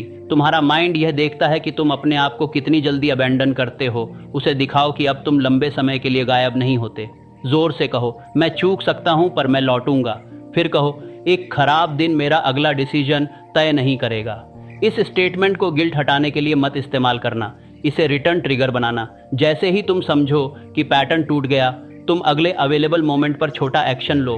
कभी रात के 11 बजे फुल सेशन पॉसिबल नहीं होगा, तब टुमारो प्लान लिखो, मटेरियल रेडी करो और फर्स्ट स्टेप तय करके सो। यह भी रिकवरी एक्शन है, क्योंकि तुम वेग प्रॉमिस नहीं छोड़ रहे, तुम रिटर्न पॉइंट बना रहे हो। कभी तुम्हें 2 दिन रेस्ट की वास्तविक जरूरत होगी, तब रेस्ट को प्लान्ड बनाओ। मैं वेडनेसडे तक रिकवर करूंगा, थर्सडे को मिनिमम एक्शन से लौटूंगा। यह रीजन है, देखेंगे कब मन होगा। यह एक्सक्यूज है, रेस्ट का एंड पॉइंट होता है, एस्केप का नहीं। तुम्हें स्वयं के साथ फ्लेक्सिबल रहना है, लेकिन स्लिपरी नहीं। फ्लेक्सिबिलिटी प्लान एडजस्ट करती है, स्लिपरीनेस कमिटमेंट डिसॉल्व करती है। यह डिस्टिंक्शन तुम्हें मैच्योर डिसिप्लिन देगा। अब एक और हिडन एक्सक्यूज पर ध्यान दो, कंपैरिजन। तुम अपने एक्शन को अक्सर किसी दूसरे व्यक्ति के रिजल्ट से कंपेयर करते हो। तुम बिगिनर हो, लेकिन किसी एक्सपर्ट की स्पीड देखते हो। तुमने 10 वीडियोस बनाए, किसी का 100 वीडियो वायरल देख लिया। तुमने कुछ मंथ्स स्टडी की, किसी टॉपर की पॉलिश्ड स्ट्रैटेजी सुन ली। तुमने नई स्किल सीखी, किसी प्रोफेशनल का डेकेड लॉन्ग पोर्टफोलियो देख लिया। फिर तुम्हारा माइंड कहता है, मैं बहुत पीछे हूँ। यह सेंटेंस तुम्हें अर्जेंसी नहीं देता, अक्सर पैरालिसिस देता है। तुम दूसरे व्यक्ति का चैप्टर 20 देखकर अपने चैप्टर 1 को जज करते हो। तुम्हें उसका अनसीन रेपिटेशन नहीं दिखता, उसका support, timing, mistakes, resources, circumstances कुछ पूरी तरह नहीं दिखता। तुम्हें केवल विजिबल रिजल्ट दिखता है। कंपैरिजन इंफॉर्मेशन दे सकता है, आइडेंटिटी नहीं। तुम किसी से सीख सकते हो कि क्या पॉसिबल है, लेकिन यदि कंपैरिजन तुम्हें अपने अगले स्टेप से दूर ले जाए, तो वह लर्निंग नहीं, सेल्फ पनिशमेंट है। इंडियन फैमिलीज में कंपैरिजन बहुत अर्ली शुरू हो सकता है। Marks, college, job, salary, marriage, घर, सोशल स्टेटस, हर स्टेज पर कोई फेमिलियर नाम सामने रखा जाता है। देखो उसने क्या कर लिया, तुम्हारी एज में वो कहाँ पहुंच गया। शर्मा जी का बेटा, तुम्हारी कजिन, तुम्हारे बैचमेट्स। धीरे धीरे व्यक्ति अपने गोल नहीं चुनता, वह कंपैरिजन के पेन से भागने वाले गोल्स चुनता है। वह ऐसी नौकरी चाहता है जो रिलेटिव्स को इम्प्रेस करे। वह ऐसा कोर्स करता है जिसे वह समझता नहीं, केवल इसलिए कि दूसरों ने चुना। वह बिजनेस शुरू करना चाहता है, लेकिन असल इच्छा फ्रीडम से अधिक वैलिडेशन होती है। वह किसी टाइमलाइन पर दौड़ता है जो उसकी बनाई हुई नहीं।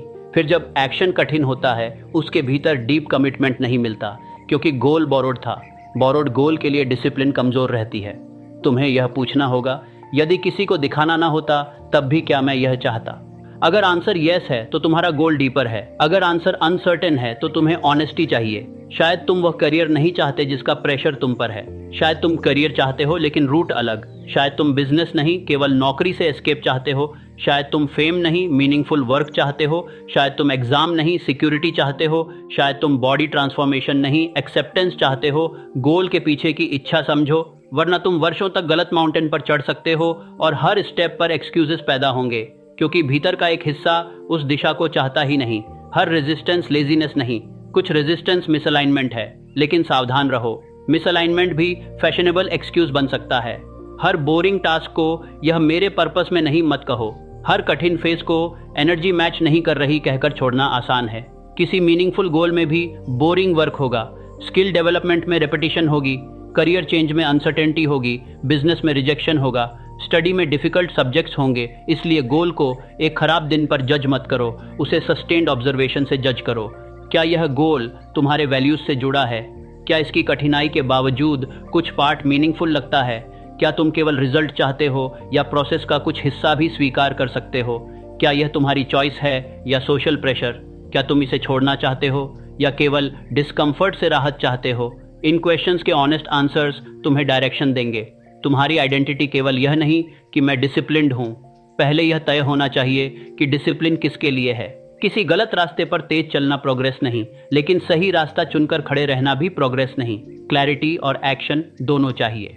अब उस सोशल एनवायरनमेंट की बात करते हैं जिसका आंसर तुमने शायद पहले आइडेंटिफाई किया था।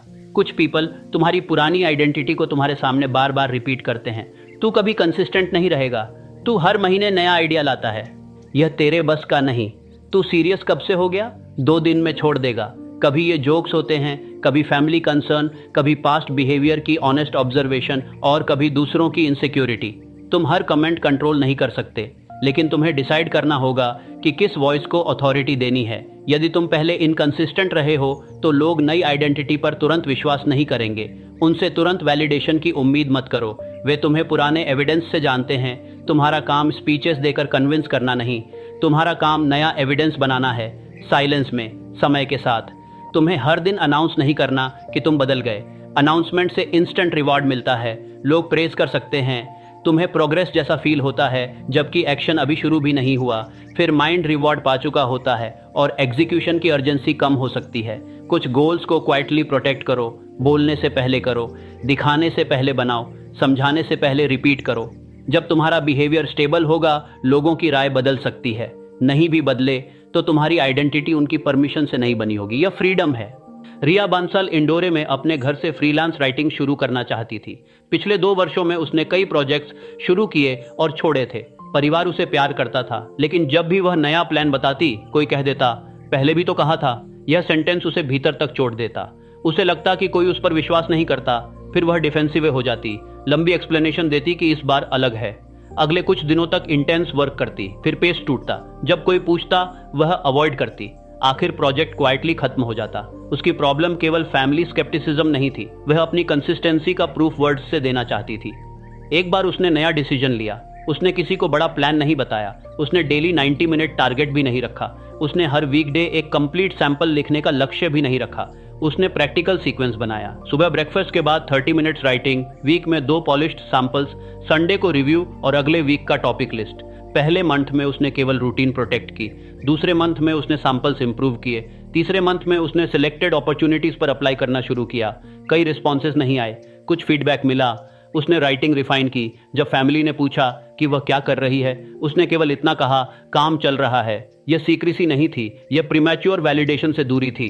कुछ महीनों बाद उसका फोल्डर वर्ड्स से नहीं, कंप्लीटेड वर्क से भरा था। अब उसके पास स्वयं को समझाने के लिए स्पीच नहीं, एविडेंस था। उसने सबसे पहले दूसरों का विश्वास नहीं जीता, उसने अपना विश्वास वापस पाया। यही तुम्हें चाहिए। जब तुम अपने आप पर भरोसा नहीं करते, तब दूसरों की डाउट बहुत बड़ी लगती है। जब तुम्हारे पास कंसिस्टेंट एविडेंस होता है, तब वही डाउट नॉइज बन सकती है। सेल्फ ट्रस्ट एरोगेंस नहीं है, यह क्वाइट नॉलेज है कि मैं जो कहता हूं उसके लिए लौटता हूं। तुम्हें यह नॉलेज 21 दिन में पूर्ण नहीं मिलेगी, लेकिन फाउंडेशन बन सकती है। हर दिन एक कंप्लीटेड प्रॉमिस, हर मिस्ड डे के बाद फास्ट रिटर्न, हर एक्सक्यूज के सामने मिनिमम एक्शन, हर वेग गोल के नीचे विजिबल स्टेप। तुम्हारा माइंड धीरे धीरे पुराने लेवल पर सवाल उठाएगा।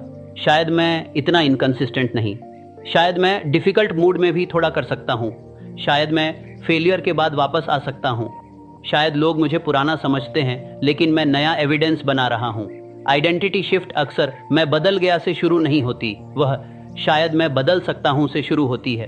फिर एविडेंस उस शायद को सर्टेनिटी में बदलता है। अब सोशल कंपैरिजन का दूसरा रूप आता है, टाइमलाइन कंपैरिजन। तुम सोचते हो कि इस एज तक यह होना चाहिए था, इतने ईयर्स में करियर सेटल होना चाहिए था, इतने महीनों में चैनल ग्रो होना चाहिए था, इतने अटेम्प्ट्स में एग्जाम क्लियर होना चाहिए था, इतने टाइम में बॉडी बदलनी चाहिए थी। टाइमलाइंस डायरेक्शन दे सकती हैं, लेकिन जब वे शेम बन जाएं तो तुम्हारा फोकस आज के एक्शन से हट जाता है। तुम पास्ट की लॉस्ट टाइम गिनते हो, फिर करंट टाइम भी खो देते हो। तुम कहते हो मैं 5 साल पीछे हूँ, फिर यह सेंटेंस इतना भारी हो जाता है कि आज का 1 घंटा इनसिग्निफिकेंट लगता है, लेकिन वही 1 घंटा तुम्हारा ओनली अवेलेबल यूनिट है। तुम 5 साल आज रिकवर नहीं कर सकते। तुम आज का डिसीजन ले सकते हो, लॉस्ट टाइम ग्रीफ मांग सकता है, लेकिन फ्यूचर सरेंडर नहीं। तुम्हें अपने डिले को रोमांटिसाइज नहीं करना। जहां तुमने एक्सक्यूजेस चुने वहां ट्रूथ देखो, जहां सर्कमस्टांसेस कठिन थी वहां कंपैशन रखो, फिर दोनों हाथों में लेकर आगे बढ़ो। एक में रिस्पॉन्सिबिलिटी, दूसरे में सेल्फ रिस्पेक्ट। केवल रिस्पॉन्सिबिलिटी होगी तो तुम स्वयं को पनिश करोगे, केवल सेल्फ कंपैशन होगी तो शायद तुम अकाउंटेबिलिटी से बचोगे। दोनों साथ होंगे तो तुम कहोगे, हाँ मैंने समय खोया, हाँ मेरे पास रीजंस थे, हाँ कुछ डिसीजंस मेरे कंट्रोल में थे और आज मैं अगला सही स्टेप चुन सकता हूँ। यही बैलेंस्ड स्ट्रेंथ है। एब्राहम लिंकन की फॉर्मल स्कूलिंग सीमित थी, लेकिन उसने सेल्फ एजुकेशन जारी रखी। उसके जीवन के बारे में कई एग्जैजरेटेड मोटिवेशनल लिस्ट्स सर्कुलेट होती हैं। इसलिए हमें मिथ नहीं चाहिए, हमें केवल यह प्रिंसिपल चाहिए कि शुरुआती लिमिटेशन फ्यूचर कैपेसिटी का फाइनल वर्डिक्ट नहीं होती। व्यक्ति रीडिंग, रिफ्लेक्शन, प्रैक्टिस और परसिस्टेंट एफर्ट से स्वयं को डेवलप कर सकता है। तुम्हारी करंट स्किल लेवल तुम्हारी अंतिम आइडेंटिटी नहीं, तुम्हारा करंट एनवायरनमेंट भी नहीं, तुम्हारा पास्ट रिकॉर्ड भी नहीं, लेकिन केवल पॉसिबिलिटी सुनकर संतोष मत लो। पोटेंशियल एक्शन के बिना कंफर्टिंग फैंटेसी बन सकती है।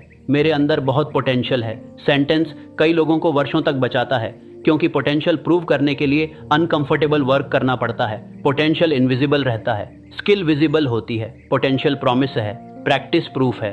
तुम्हें अपनी आइडेंटिटी पोटेंशियल पर नहीं, प्रैक्टिस पर बनानी है। ये मत कहो मैं बहुत टैलेंटेड हूँ, बस कंसिस्टेंसी नहीं। कहो मैं कंसिस्टेंसी ट्रेन कर रहा हूँ ताकि टैलेंट यूजेबल बने। यह मत कहो मैं प्रेशर में अच्छा परफॉर्म कर सकता हूँ, बस मौका नहीं मिला। कहो मैं छोटे प्रेशर सिमुलेशंस बनाऊंगा। यह मत कहो मेरे आइडियाज बहुत अच्छे हैं। कहो मैं एक आइडिया कंप्लीट करके दुनिया के सामने रखूंगा। इनकम्प्लीट पोटेंशियल ईगो को कंफर्ट देता है, कंप्लीटेड वर्क रियलिटी देता है। रियलिटी कभी कभी पेनफुल होगी, लेकिन वही तुम्हें मजबूत बनाएगी। अब तुम्हारे 21 दिनों का स्ट्रक्चर स्पष्ट होने लगा है।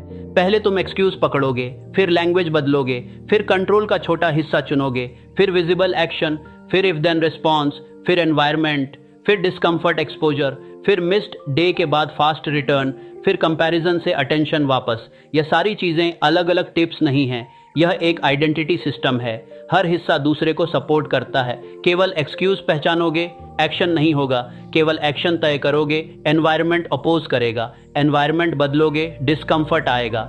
डिस्कम्फर्ट फेस करोगे, किसी दिन मिस भी होगा। मिस के बाद रिकवरी नहीं होगी तो पुरानी स्टोरी लौटेगी।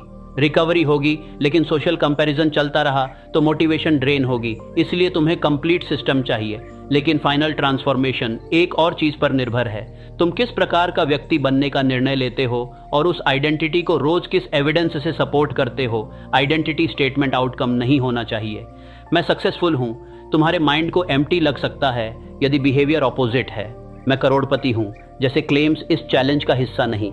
हमें फैंटेसी नहीं चाहिए, तुम्हें प्रोसेस आइडेंटिटी चाहिए। मैं वह व्यक्ति हूं जो इंपॉर्टेंट काम को वेग कल पर नहीं छोड़ता।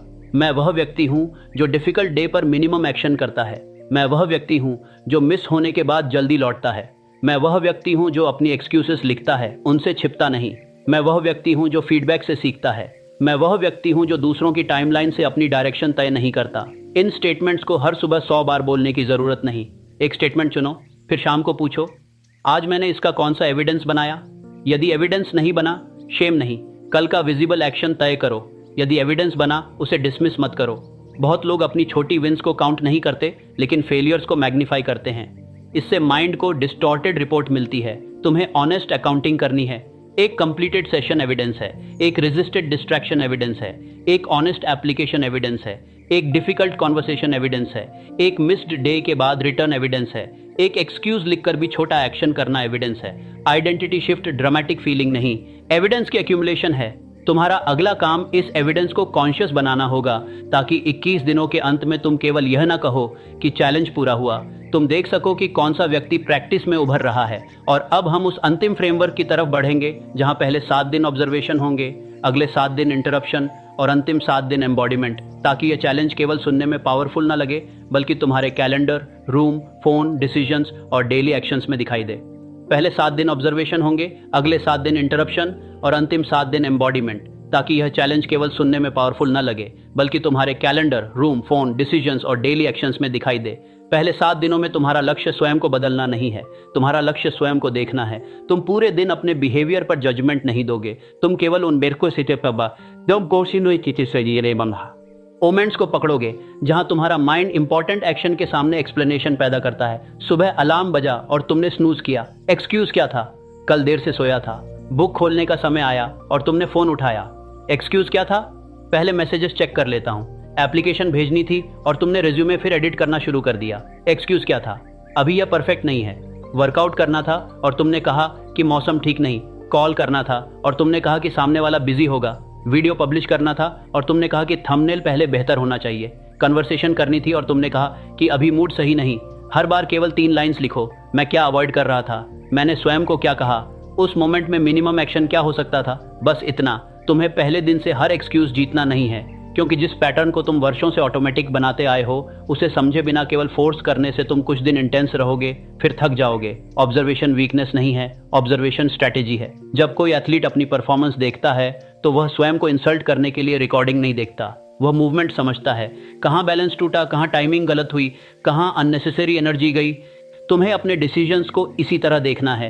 पहले दिन तुम्हें शायद केवल एक एक्सक्यूज दिखाई देगा, तीसरे दिन तुम्हें पैटर्न दिखेगा, 5वें दिन तुम नोटिस करोगे कि अलग अलग सिचुएशंस में एक ही इमोशनल ट्रिगर लौटता है। तुम शायद पाओ कि तुम्हारा मुख्य ट्रिगर थकान नहीं, अनसर्टेनिटी है। शायद तुम्हें काम से डर नहीं, शुरुआत से डर है। शायद तुम्हारा इश्यू डिसिप्लिन नहीं, परफेक्शनिज्म है। शायद तुम्हें टाइम की कमी नहीं, अनप्लैन्ड फोन यूज है। शायद तुम काम इसलिए डिले करते हो क्योंकि तुम ये नहीं जानते कि अगला विजिबल स्टेप क्या है।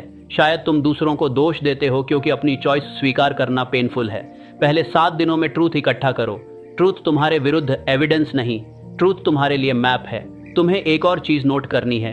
एक्सक्यूज आने से पहले बॉडी में क्या होता है? क्या तुम्हारी चेस्ट टाइट होती है? क्या तुम रेस्टलेस महसूस करते हो? क्या तुम टास्क से उठकर पानी लेने जाते हो? क्या अचानक रूम साफ करने का मन होता है? क्या तुम बिना जरूरत दूसरे टैब खोलते हो? क्या तुम नोटिफिकेशंस चेक करते हो? क्या तुम्हें नींद आने लगती है? कभी बॉडी माइंड से पहले एस्केप शुरू कर देती है।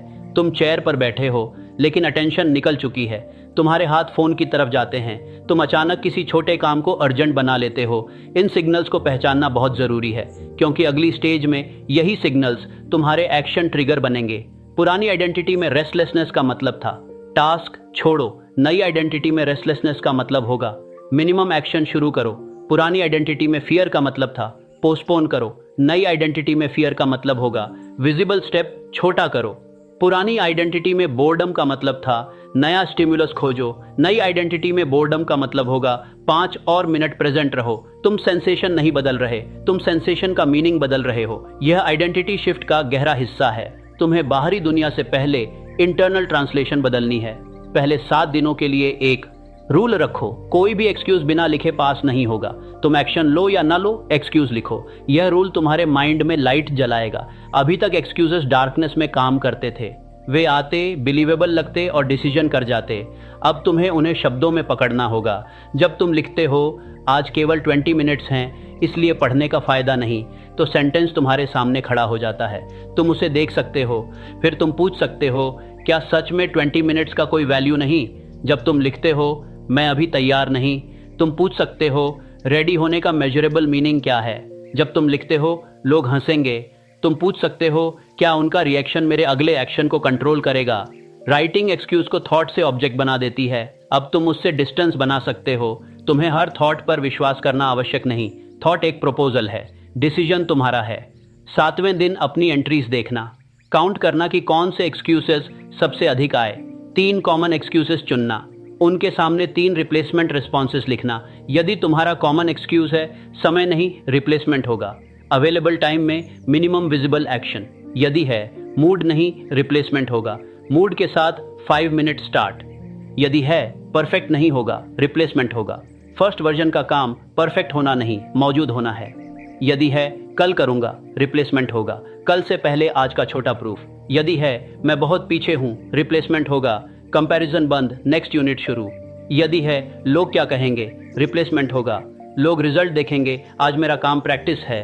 रिप्लेसमेंट सेंटेंस मोटिवेशनल कोट नहीं होना चाहिए, वह एक्शन कमांड होना चाहिए। अगले 7 दिन इंटरप्शन के होंगे। अब तुम केवल एक्सक्यूजेस ऑब्जर्व नहीं करोगे, तुम उनकी ऑटोमेटिक चेन तोड़ोगे। डे 8 से रूल बदल जाएगा। एक्सक्यूज दिखाई दिया तो उसके बाद मिनिमम एक्शन मैंडेटरी। यहाँ मैंडेटरी का अर्थ पनिशमेंट नहीं है, इसका अर्थ है कि एक्सक्यूज अकेला डिसीजन नहीं करेगा, तुम्हारा मिनिमम एक्शन पहले से तय होना चाहिए, उस मोमेंट पर चूज नहीं करना। यदि मेन गोल स्टडी है तो मिनिमम 10 क्वेश्चंस या 15 मिनट्स, यदि राइटिंग है तो मिनिमम 200 वर्ड्स या 1 कंप्लीट पैराग्राफ, यदि फिटनेस है तो मिनिमम शॉर्ट वॉक, मोबिलिटी या प्री डिफाइंड बेसिक मूवमेंट, यदि एप्लीकेशंस हैं तो मिनिमम 1 कंप्लीट सबमिशन, यदि स्किल लर्निंग है तो मिनिमम 1 एक्सरसाइज, केवल वीडियो कंजम्पशन नहीं, यदि बिजनेस है तो मिनिमम 1 आउटरीच, 1 फॉलोअप या 1 ऑफर इंप्रूवमेंट, यदि कंटेंट क्रिएशन है तो minimum 1 publishable component, hook, outline, recording segment या edit block. Minimum action measurable होना चाहिए, थोड़ा काम मेजरेबल नहीं, कुछ पढ़ना मेजरेबल नहीं, बिजनेस के बारे में सोचना मेजरेबल नहीं, तुम्हें एग्जैक्ट फिनिश लाइन चाहिए, क्योंकि अनक्लियर फिनिश लाइन नेगोशिएशन बढ़ाती है। डे 8 से 14 तक तुम अपने 3 कॉमन एक्सक्यूजेस के लिए इफ देन प्लान इस्तेमाल करोगे। अगर मुझे लगेगा कि समय कम है तो मैं मिनिमम वर्जन पूरा करूंगा, अगर फोन की अर्ज आएगी तो मैं उसे दूसरे रूम में रखकर टाइमर शुरू करूंगा, अगर टास्क डिफिकल्ट लगेगा तो मैं उसे बंद नहीं करूंगा। अगला विजिबल स्टेप लिखूंगा, अगर कोई दिन मिस होगा तो अगले अवेलेबल ब्लॉक में नॉर्मल या मिनिमम एक्शन से लौटूंगा, अगर कंपैरिजन शुरू होगा तो मैं ऐप बंद करके अपने टास्क की फर्स्ट लाइन करूंगा, अगर फैमिली इंटरप्शन आएगा तो मैं लौटने का एग्जैक्ट टाइम नोट करूंगा। यह प्लान्स तुम्हारे डे को रिजिड नहीं बनाते, वे वीक मोमेंट्स को लेस नेगोशिएबल बनाते हैं।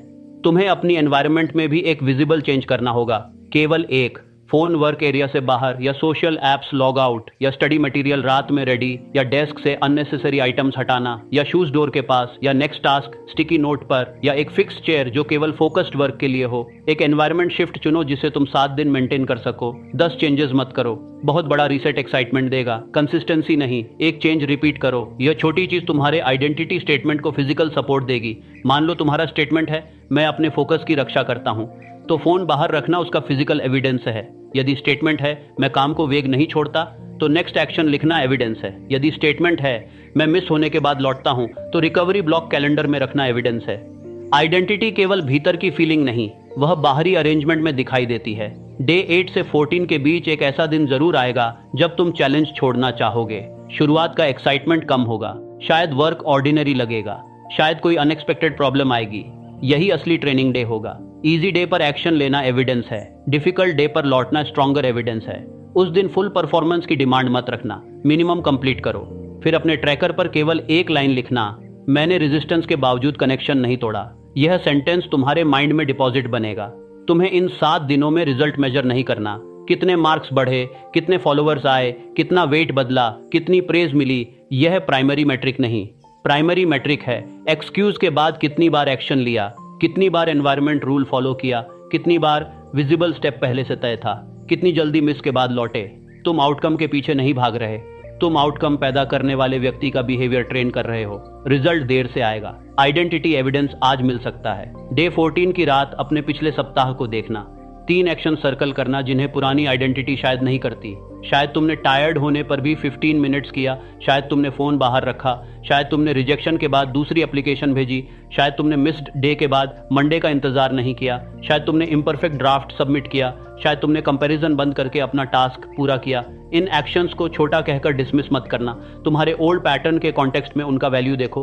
किसी दूसरे व्यक्ति के लिए 15 मिनट्स छोटा होगा, तुम्हारे लिए यदि यही मोमेंट पहले कंप्लीट अवॉइडेंस बनता था तो यह आइडेंटिटी एविडेंस है। प्रोग्रेस कॉन्टेक्स्ट से समझी जाती है। अब अंतिम 7 दिन एम्बॉडीमेंट के होंगे।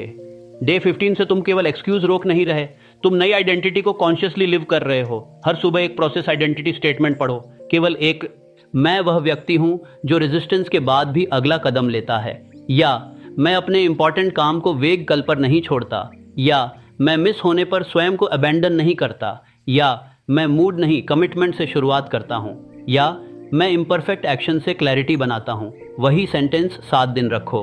हर दिन नया एफर्मेशन मत चुनो। आइडेंटिटी को नॉवेल्टी नहीं, रेपिटेशन चाहिए। फिर सुबह ही आज का एविडेंस तय करो। आज इस आइडेंटिटी का प्रूफ क्या होगा? उत्तर स्पेसिफिक होगा। रात 8 बजे 10 क्वेश्चंस, लंच के बाद एप्लीकेशन सबमिट, ऑफिस से लौटकर 20 मिनट लेसन, डिनर से पहले 1 आउटरीच, फोन बाहर रखकर फर्स्ट ड्राफ्ट। तुम दिन के अंत में यह नहीं पूछोगे कि क्या तुम डिसिप्लिन्ड महसूस करते हो, तुम पूछोगे कि प्रूफ बना या नहीं। फीलिंग चेंज होती रहेगी। प्रूफ कॉन्क्रीट है। एम्बॉडीमेंट का अर्थ एक्टिंग नहीं, इसका अर्थ अपने चोजन प्रिंसिपल को बिहेवियर में उतारना है। तुम फेक कॉन्फिडेंस नहीं दिखाओगे, तुम एंग्जाइटी को डिनाई नहीं करोगे, तुम थकान को इग्नोर नहीं करोगे। तुम केवल यह तय करोगे कि इन कंडीशंस के भीतर तुम्हारी आइडेंटिटी कौन सा रिस्पॉन्स चुनेगी। डे 15 से 21 तक तुम्हें एक और प्रैक्टिस करनी है, आइडेंटिटी बेस्ड डिसीजन क्वेश्चन। हर इंपॉर्टेंट चॉइस से पहले पूछो, मेरी नई आइडेंटिटी यहाँ क्या करेगी। यह क्वेश्चन ड्रामेटिक नहीं होना चाहिए, तुम्हें सुपर हीरो आंसर नहीं चाहिए। नई आइडेंटिटी शायद फुल नाइट जागकर काम नहीं करेगी, वह शायद टुमारो के लिए सेटअप करके समय पर सोएगी। नई आइडेंटिटी हर इनविटेशन रिजेक्ट नहीं करेगी, वह अपना कमिटमेंट कंप्लीट करके जाएगी या ऑनेस्ट एडजस्टमेंट करेगी। नई आइडेंटिटी बिना रेस्ट के ग्राइंड नहीं करेगी, वह प्लान्ड रेस्ट लेगी और रिटर्न पॉइंट तय करेगी। नई आइडेंटिटी परफेक्ट रिजल्ट नहीं देगी, वह कंप्लीटेड अटेम्प्ट देगी। नई आइडेंटिटी एक्सक्यूजेस को सप्रेस नहीं करेगी, वह उन्हें सुनेगी, टेस्ट करेगी और अवेलेबल एक्शन चुनेगी। तुम्हें मैच्योर आइडेंटिटी चाहिए, पनिशिंग आइडेंटिटी नहीं। कुछ लोग डिसिप्लिन के नाम पर स्वयं से इतनी कठोरता करते हैं कि सिस्टम टिकता नहीं। वे स्लीप इग्नोर करते हैं, हर मिस्टेक पर गिल्ट देते हैं, रेस्ट को वीकनेस मानते हैं और प्रोडक्टिविटी को सेल्फ वर्थ बना लेते हैं। कुछ दिनों में बॉडी और माइंड रिवोल्ट करते हैं, फिर कंप्लीट कोलैप्स। यह आइडेंटिटी शिफ्ट नहीं, यह नया एक्सट्रीम है। तुम्हारी नई आइडेंटिटी रिलायबल होगी, वायलेंट नहीं। वह तुम्हें पुश करेगी लेकिन डिस्ट्रॉय नहीं। वह एक्सक्यूजेस और लिमिट्स में फर्क करेगी, वह डिस्कम्फर्ट और जेन्युइन डेंजर में फर्क करेगी, वह रेस्ट और एस्केप में फर्क करेगी, वह एडजस्टमेंट और सरेंडर में फर्क करेगी। यह विजडम डिसिप्लिन को सस्टेनेबल बनाती है। डे 17 या 18 तक चैलेंज ऑर्डिनरी लग सकता है, यही अच्छी बात है। अब तुम नॉवेल्टी फेज से बाहर हो, तुम्हें वही एक्शन दोहराना है जब कोई एक्साइटमेंट नहीं। इस स्टेज पर तुम अचानक नया गोल जोड़ने का मन कर सकते हो, मत जोड़ो। एक मेन आइडेंटिटी एक्सपेरिमेंट पूरा करो। तुम्हारा माइंड न्यू गोल्स इसलिए खोज सकता है क्योंकि करंट गोल अब रियल वर्क मांग रहा है। नई दिशा एक्साइटिंग लगती है, वही पैटर्न पहचानो। शाइनी ऑब्जेक्ट भी एक्सक्यूज हो सकता है। तुम्हारा कमिटमेंट 21 डेज के लिए नैरो रहेगा। एक प्राइमरी एरिया, एक मिनिमम एक्शन, एक एनवायरनमेंट रूल, एक रिकवरी रूल, एक आइडेंटिटी दिन की जो पूछा था टिटी सेंटेंस। यह सिंप्लिसिटी तुम्हें डेप्थ देगी। डे 19 पर अपने सबसे पुराने एक्सक्यूज को कॉन्शियसली इनवाइट मत करो, लेकिन जब वह नेचुरली आए उसे ध्यान से देखो।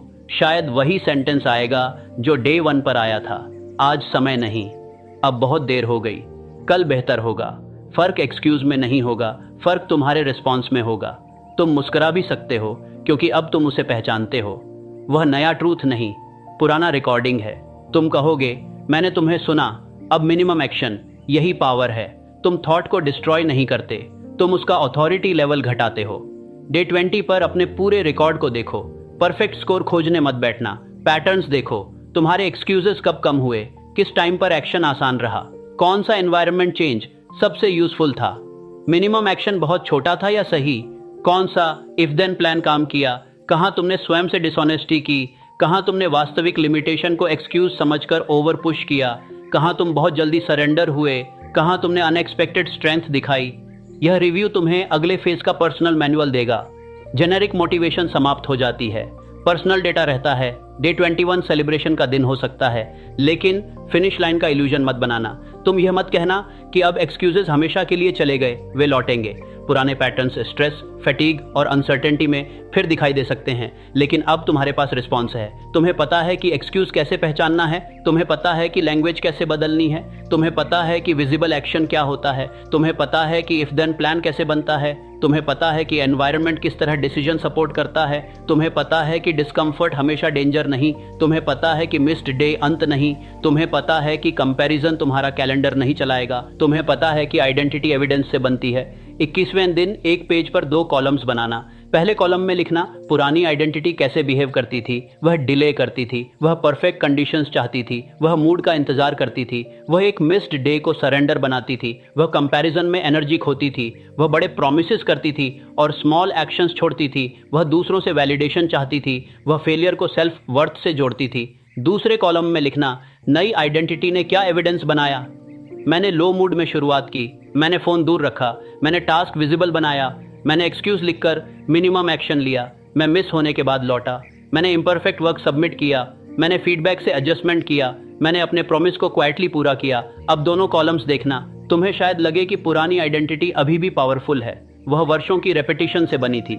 नई आइडेंटिटी के पास केवल 21 दिनों का एविडेंस है, फिर भी बैलेंस बदलना शुरू हो चुका है। आइडेंटिटी शिफ्ट का अर्थ पुरानी वॉइस का तुरंत गायब होना नहीं, अर्थ यह है कि अब दूसरी वॉइस के पास प्रूफ है। अब जब माइंड कहेगा तुम कंसिस्टेंट नहीं, तब आप भी साथ से नहीं देखी थी, तुम्हारे पास मेमोरी होगी उस दिन की जब तुम टायर्ड होकर भी लौटे थे। जब वह कहेगा तुम फेलियर हैंडल नहीं कर सकते, तुम्हें वह अटेम्प्ट याद होगा जिसके बाद तुमने एनालिसिस किया और फिर कोशिश की। जब वह कहेगा तुम फोन कंट्रोल नहीं कर सकते, तुम्हें वे वर्क ब्लॉक्स याद होंगे जहां फोन बाहर था। जब वह कहेगा तुम हमेशा मंडे तक वेट करते हो, तुम्हें वह ट्यूसडे याद होगा जब तुम उसी दिन वापस आए। ये मेमोरीज सेल्फ ट्रस्ट की ब्रिक्स हैं, तुम्हें उन्हें कॉन्शियस रखना है। 21 दिनों के बाद चैलेंज को एक्सटेंड करने का सही तरीका इंटेंसिटी बढ़ाना नहीं। पहले पूछो कि कौन सा पार्ट स्टेबल है। यदि मिनिमम एक्शन नेचुरल होने लगा है, स्टैंडर्ड एक्शन धीरे धीरे बढ़ा सकते हो। यदि एनवायरनमेंट रूल इफेक्टिव है, उसे जारी रखो। यदि एक्सक्यूजेस अभी भी किसी स्पेसिफिक ट्रिगर पर जीतते हैं, अगला एक्सपेरिमेंट उस ट्रिगर पर करो। ग्रोथ लेयर बाय लेयर होती है। तुम पूरा पर्सनालिटी एक साथ रीडिजाइन नहीं करते, एक पैटर्न चुनते हो, उस पर एविडेंस बनाते हो, फिर अगला। यही कंपाउंडिंग है। लोग कंपाउंडिंग को केवल पैसे के कॉन्टेक्स्ट में समझते हैं, लेकिन डिसीजंस भी कंपाउंड होते हैं। एक छोटा अवॉइडेड टास्क कल अधिक गिल्ट बनाता है। गिल्ट अगली शुरुआत कठिन करता है, अगली डिले आइडेंटिटी को कमजोर करती है। यह नेगेटिव कंपाउंडिंग है। उसी तरह एक छोटा कंप्लीटेड टास्क सेल्फ ट्रस्ट बनाता है। सेल्फ ट्रस्ट अगली शुरुआत आसान करता है, अगली शुरुआत स्किल बढ़ाती है, स्किल बेहतर रिजल्ट की संभावना बढ़ाती है। यह पॉजिटिव कंपाउंडिंग है। दोनों चेन छोटे डिसीजन से शुरू होती हैं। तुम्हारी जिंदगी हमेशा जायंट मोमेंट से नहीं बदलती, कई बार वह उस ऑर्डिनरी इवनिंग में बदलती है जहां कोई तुम्हें देख नहीं रहा और तुम फोन उठाने के बजाय अपना टास्क खोलते हो। उस सुबह में जहां अलार्म के बाद पुराना एक्सक्यूज आता है और तुम फिर भी बेड से उठते हो। उस रिजेक्शन के बाद जहां तुम स्वयं को इंसल्ट नहीं करते, केवल अगला अटेम्प्ट तय करते हो। उस मिस्ड डे के बाद जहां तुम मंडे की प्रतीक्षा नहीं करते। उस कॉन्वर्सेशन में जहां तुम पहली बार ऑनेस्ट बाउंड्री रखते हो। उस ड्राफ्ट में जिसे तुम इम्परफेक्ट होते हुए भी कंप्लीट करते हो। उस 1 घंटे में जिसे तुम कंपैरिजन से वापस लेकर अपने फ्यूचर को देते हो। यही मोमेंट्स आइडेंटिटी बनाते हैं। तुम्हें दुनिया के सामने बदलने से पहले प्राइवेट मोमेंट्स में बदलना होगा। पब्लिक इमेज बाद में आती है, प्राइवेट एग्रीमेंट पहले। तुम्हारे और तुम्हारे शब्द के बीच एग्रीमेंट। यदि तुम कहते हो कि शाम को काम करोगे, तो शाम आने पर तुम्हारी आइडेंटिटी वहां उपस्थित होगी। यदि नहीं कर सकते तो तुम ऑनेस्ट एडजस्टमेंट करोगे, वेग डिसअपीयरेंस नहीं। यदि कहते हो कि फोन बाहर रहेगा, तो तुम उसे बाहर रखोगे। यदि रूल टूटेगा तो रीजन नोट करोगे और अगला ब्लॉक रिपेयर करोगे। यदि कहते हो कि मिस होने पर लौटोगे, तो तुम गिल्ट का ड्रामा छोटा करोगे और रिटर्न तेज। यही इंटेग्रिटी है। इंटेग्रिटी केवल दूसरों से सच बोलना नहीं, अपने डिक्लेयर्ड वैल्यूज और प्राइवेट बिहेवियर के बीच दूरी कम करना भी इंटेग्रिटी है। तुम्हारी आइडेंटिटी शिफ्ट इसी दूरी के कम होने से होगी। तुम शायद अभी स्वयं को उस व्यक्ति की तरह नहीं देखते जो इंपॉर्टेंट गोल्स पूरा करता है।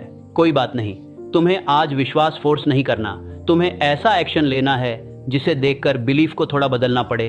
बिलीफ को एविडेंस के सामने झुकना पड़ता है। एक एक्शन बहुत कम होगा, इसलिए रिपीट करो, फिर डिफिकल्ट डे पर रिपीट, फिर मिस होने के बाद रिपीट, फिर बिना प्रेज रिपीट, फिर बोर्डम में रिपीट। यही रेपिटेशन पुराने लेबल को कमजोर करती है। तुम्हें अपने अंदर की आवाज से यह नहीं कहना कि मैं अब कभी एक्सक्यूज नहीं दूंगा। यह एब्सोल्यूट प्रॉमिस जल्दी टूट सकता है। कहो, जब एक्सक्यूज आएगा मैं उसे पहचानूंगा। मैं पूछूंगा कि अवेलेबल एक्शन क्या है। मैं मिनिमम स्टेप लूंगा। मैं चूकूंगा तो लौटूंगा। यह प्रॉमिस रियलिस्टिक है और इसी रियलिज्म में स्ट्रेंथ है। तुम्हें ड्रामेटिक बनने की जरूरत नहीं, रिलायबल बनो। दुनिया में बहुत लोग पावरफुल बातें बोलते हैं, कम लोग अपने छोटे प्रॉमिसेस निभाते हैं। बहुत लोग विजन बताते हैं, कम लोग बोरिंग रेपिटेशन करते हैं। बहुत लोग सही अपॉर्चुनिटी का इंतजार करते हैं, कम लोग इम्परफेक्ट अपॉर्चुनिटी में स्किल बनाते हैं। तुम्हें अनकॉमन बनने के लिए हमेशा एक्स्ट्रॉर्डिनरी टैलेंट नहीं चाहिए। कभी कभी तुम्हें कॉमन एक्सक्यूजेस के सामने अनकॉमन ऑनेस्टी चाहिए। तुम स्वयं से कहोगे, हाँ मैं टायर्ड हूँ और मैं मिनिमम एक्शन कर सकता हूँ। हाँ मुझे डर है और मैं पहला स्टेप ले सकता हूँ। हाँ समय कम है और मैं अवेलेबल टाइम वेस्ट नहीं करूंगा। हाँ मैंने पहले छोड़ा है और मेरा अगला डिसीजन पास्ट का स्लेव नहीं। हाँ लोग डाउट करते हैं और मेरा काम उन्हें स्पीच देना नहीं, एविडेंस बनाना है। हाँ रिजल्ट गारंटीड नहीं और एक्शन अभी भी मेरे कंट्रोल में है। यही लैंग्वेज तुम्हें विक्टिम से क्रिएटर बनाती है। क्रिएटर का अर्थ यह नहीं कि वह हर सर्कमस्टांस बनाता है, इसका अर्थ है कि वह अवेलेबल मटेरियल से रिस्पॉन्स बनाता है। तुम्हें परफेक्ट मटेरियल नहीं मिला, फिर भी कुछ बनाया जा सकता है। तुम्हारे पास आइडियल चाइल्डहुड नहीं था, फिर भी नया पैटर्न सीखा जा सकता है। तुम्हें सही सपोर्ट नहीं मिला, फिर भी छोटी स्ट्रक्चर बनाई जा सकती है। तुमने समय खोया, फिर भी आज का समय बचाया जा सकता है। तुम्हारा कॉन्फिडेंस टूटा, फिर भी एविडेंस से रिबिल्ड हो सकता है। तुम्हें यही करना है। आज रात चैलेंज शुरू करने से पहले एक पेज लो, ऊपर लिखो, अगले 21 दिनों में मैं किस एक एरिया में एक्सक्यूजेस को एक्शन से रिप्लेस करूंगा। एक एरिया लिखो, फिर मेरा स्टैंडर्ड एक्शन क्या है, फिर मेरा मिनिमम एक्शन क्या है, फिर मेरे 3 कॉमन एक्सक्यूजेस क्या हैं, फिर हर एक्सक्यूज के सामने इफ देन रिस्पॉन्स, फिर मेरा एनवायरनमेंट रूल क्या है, फिर मिस होने के बाद मेरा रिकवरी रूल क्या है, फिर मेरी प्रोसेस आइडेंटिटी क्या है। यह पेज तुम्हारा कॉन्ट्रैक्ट होगा, किसी लीगल डॉक्यूमेंट की तरह नहीं, किसी पब्लिक अनाउंसमेंट की तरह नहीं, तुम्हारे और तुम्हारे फ्यूचर के बीच सिंपल अग्रीमेंट। इसे ऐसी जगह रखो जहां रोज दिखे। सुबह 1 मिनट देखो, रात 1 मिनट रिव्यू। लॉन्ग जर्नलिंग जरूरी नहीं, ट्रूथ जरूरी है। डे कंप्लीट हुआ, एक्सक्यूज क्या आया, रिस्पॉन्स क्या था, कल का विजिबल एक्शन क्या है। 4 आंसर्स। तुम्हें प्रोग्रेस मेजर करने के लिए कॉम्प्लिकेटेड ऐप नहीं चाहिए, तुम्हें ऑनेस्टी चाहिए। 21 दिनों में कुछ डेज एक्सेलेंट होंगे, कुछ एवरेज, कुछ खराब। तुम्हारा चैलेंज केवल एक्सेलेंट डेज नहीं, पूरा स्पेक्ट्रम है। तुम यह सीख रहे हो कि आइडेंटिटी गुड मूड पर डिपेंड न करे, तुम्हारे भीतर एक स्टेबिलिटी बने, slowly, quietly, behaviour by behaviour. और एक दिन तुम नोटिस करोगे कि जो काम हले इंटरनल बैटल मांगता था, अब थोड़ा आसान शुरू होता है। एक्सक्यूज आएगा लेकिन छोटा लगेगा, फोन दिखेगा लेकिन ऑटोमेटिक मूवमेंट कम होगा, मिस होगा लेकिन तुम्हें पूरा सिस्टम छोड़ने का मन नहीं होगा। यही ऑटोमेशन की शुरुआत है। लेकिन इवन देन अवेयरनेस मत छोड़ना। पुराने पैटर्न्स पूरी तरह डेड नहीं होते, वे कमजोर हो सकते हैं, स्ट्रेस में लौट सकते हैं। इसलिए आइडेंटिटी को मेंटेनेंस चाहिए। जैसे बॉडी को एक वर्कआउट से स्ट्रेंथ नहीं मिलती, वैसे कैरेक्टर को एक चैलेंज से परमानेंस नहीं मिलती। 21 दिन तुम्हें बिगिनिंग देंगे, कंटिन्यूएशन तुम्हें ट्रांसफॉर्मेशन देगा। अब उस टाइटल की ओर लौटो जिसे सुनकर तुम यहाँ आए थे।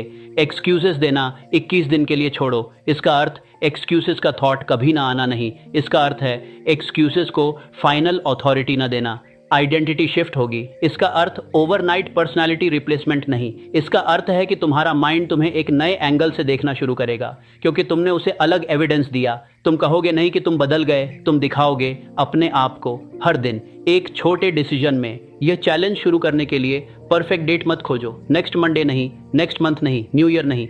जब यह आवाज खत्म हो, पहला पेज लिखो, अपना एरिया चुनो, मिनिमम एक्शन तय करो, आज का एक प्रूफ बनाओ। शायद रात हो चुकी है, फुल सेशन पॉसिबल नहीं, तब मटेरियल रेडी करो, कल का विजिबल एक्शन लिखो, फोन प्लेसमेंट तय करो। यही पहला प्रूफ है कि तुम वेग प्रॉमिस नहीं छोड़ रहे। यदि दिन बाकी है, मिनिमम एक्शन अभी करो, छोटा लेकिन कंप्लीट, क्योंकि तुम्हारी नई आइडेंटिटी फ्यूचर टेंस में नहीं बनेगी, वह प्रेजेंट एक्शन में बनेगी। तुम्हारे सामने 2 रास्ते हैं। पहला परिचित है, इस वीडियो से इंस्पायर्ड महसूस करो, कुछ देर स्ट्रांग सोचो, फिर डेली लाइफ लौटे और पुराने एक्सक्यूजेस फिर डिसीजंस लेने लगे। दूसरा सिंपल है, एक पेज, एक गोल, एक मिनिमम एक्शन, एक एनवायरनमेंट रूल, 21 दिन की ऑनेस्ट रेपिटेशन। पहला रास्ता कंफर्टेबल है, दूसरा तुम्हें नया एविडेंस देगा। तुम्हें यह डिसाइड करना है कि आज सुनकर जाना है या चुनकर उठना है। अपने आप से फाइनल क्वेश्चन पूछो, जब अगला एक्सक्यूज आएगा, क्या तुम फिर वही पुरानी कहानी सुनोगे या उसके बीच से अपना अगला कदम निकालोगे? तुम्हारी जिंदगी का आंसर किसी एक स्पीच में नहीं है, वह उस डिसीजन में है जो तुम इस स्पीच के बाद लेते हो। अपने भीतर स्पष्ट कहो, मैं अपने एक्सक्यूजेस से नफरत नहीं करूंगा, मैं उन्हें पहचानूंगा, मैं उनसे छिपूंगा नहीं, मैं उन्हें अपने फ्यूचर का निर्णय नहीं करने दूंगा। मैं कठिन दिन पर मिनिमम एक्शन लूंगा, मैं चूकने के बाद लौटूंगा, मैं अपने शब्द का गवाह बनूंगा। अब कमेंट में अपनी कमिटमेंट लिखो, मैं अगले 21 दिन बहाना नहीं, अगला कदम चुनूंगा। इसे दुनिया को इम्प्रेस करने के लिए मत लिखना, इसे अपने डिसीजन को विजिबल बनाने के लिए लिखना और उसके बाद पहला स्टेप लेना, क्योंकि कमेंट आइडेंटिटी नहीं बनाएगा, एक्शन बनाएगा। 21 दिन बाद तुम्हें शायद परफेक्ट रिजल्ट न मिले, लेकिन यदि तुमने यह सिस्टम ऑनेस्टली फॉलो किया तो तुम्हारे पास समथिंग डीपर होगा। तुम्हारे पास स्वयं के बारे में नया एविडेंस होगा। तुम जानोगे कि मूड खराब होने पर भी तुम शुरू कर सकते हो। तुम जानोगे कि कम समय में भी कनेक्शन बचाया जा सकता है। तुम जानोगे कि एक मिस्ड डे पूरा फ्यूचर नहीं तोड़ता। तुम जानोगे कि दूसरों की डाउट तुम्हारा डिसीजन नहीं, तुम जानोगे कि डिस्कम्फर्ट आने पर एस्केप कंपलसरी नहीं। तुम जानोगे कि तुम अपने पुराने पैटर्न से अलग रिस्पॉन्स चुन सकते हो। यही नॉलेज आइडेंटिटी शिफ्ट की जड़ है। फिर तुम्हें हर सुबह मोटिवेशन खोजने की ज़रूरत कम होगी। तुम्हारे पास मेमोरी होगी कि तुमने पहले भी किया है। फिर जब जीवन बड़ा चैलेंज देगा, तुम भीतर से कह सकोगे, मैं फियर को जानता हूँ, मैं एक्सक्यूजेस को पहचानता हूँ, मैं वापसी करना जानता हूँ, मैं अपना अगला कदम लेना जानता हूँ। यह कॉन्फिडेंस बोरोड नहीं होगा, तुमने इसे कमाया होगा, छोटे प्रोमिसेस से, इम्परफेक्ट डेज से, क्वाइट रेपिटेशन से। अब समय है, पुराने सेंटेंस को बंद करो। कल से नई आइडेंटिटी का पहला सेंटेंस बोलो, आज से नहीं, अभी से। फिर अपना पहला विजिबल एक्शन लो। बहाना आएगा, उसे आने दो। तुम्हारा अगला कदम फिर भी तुम्हारा रहेगा।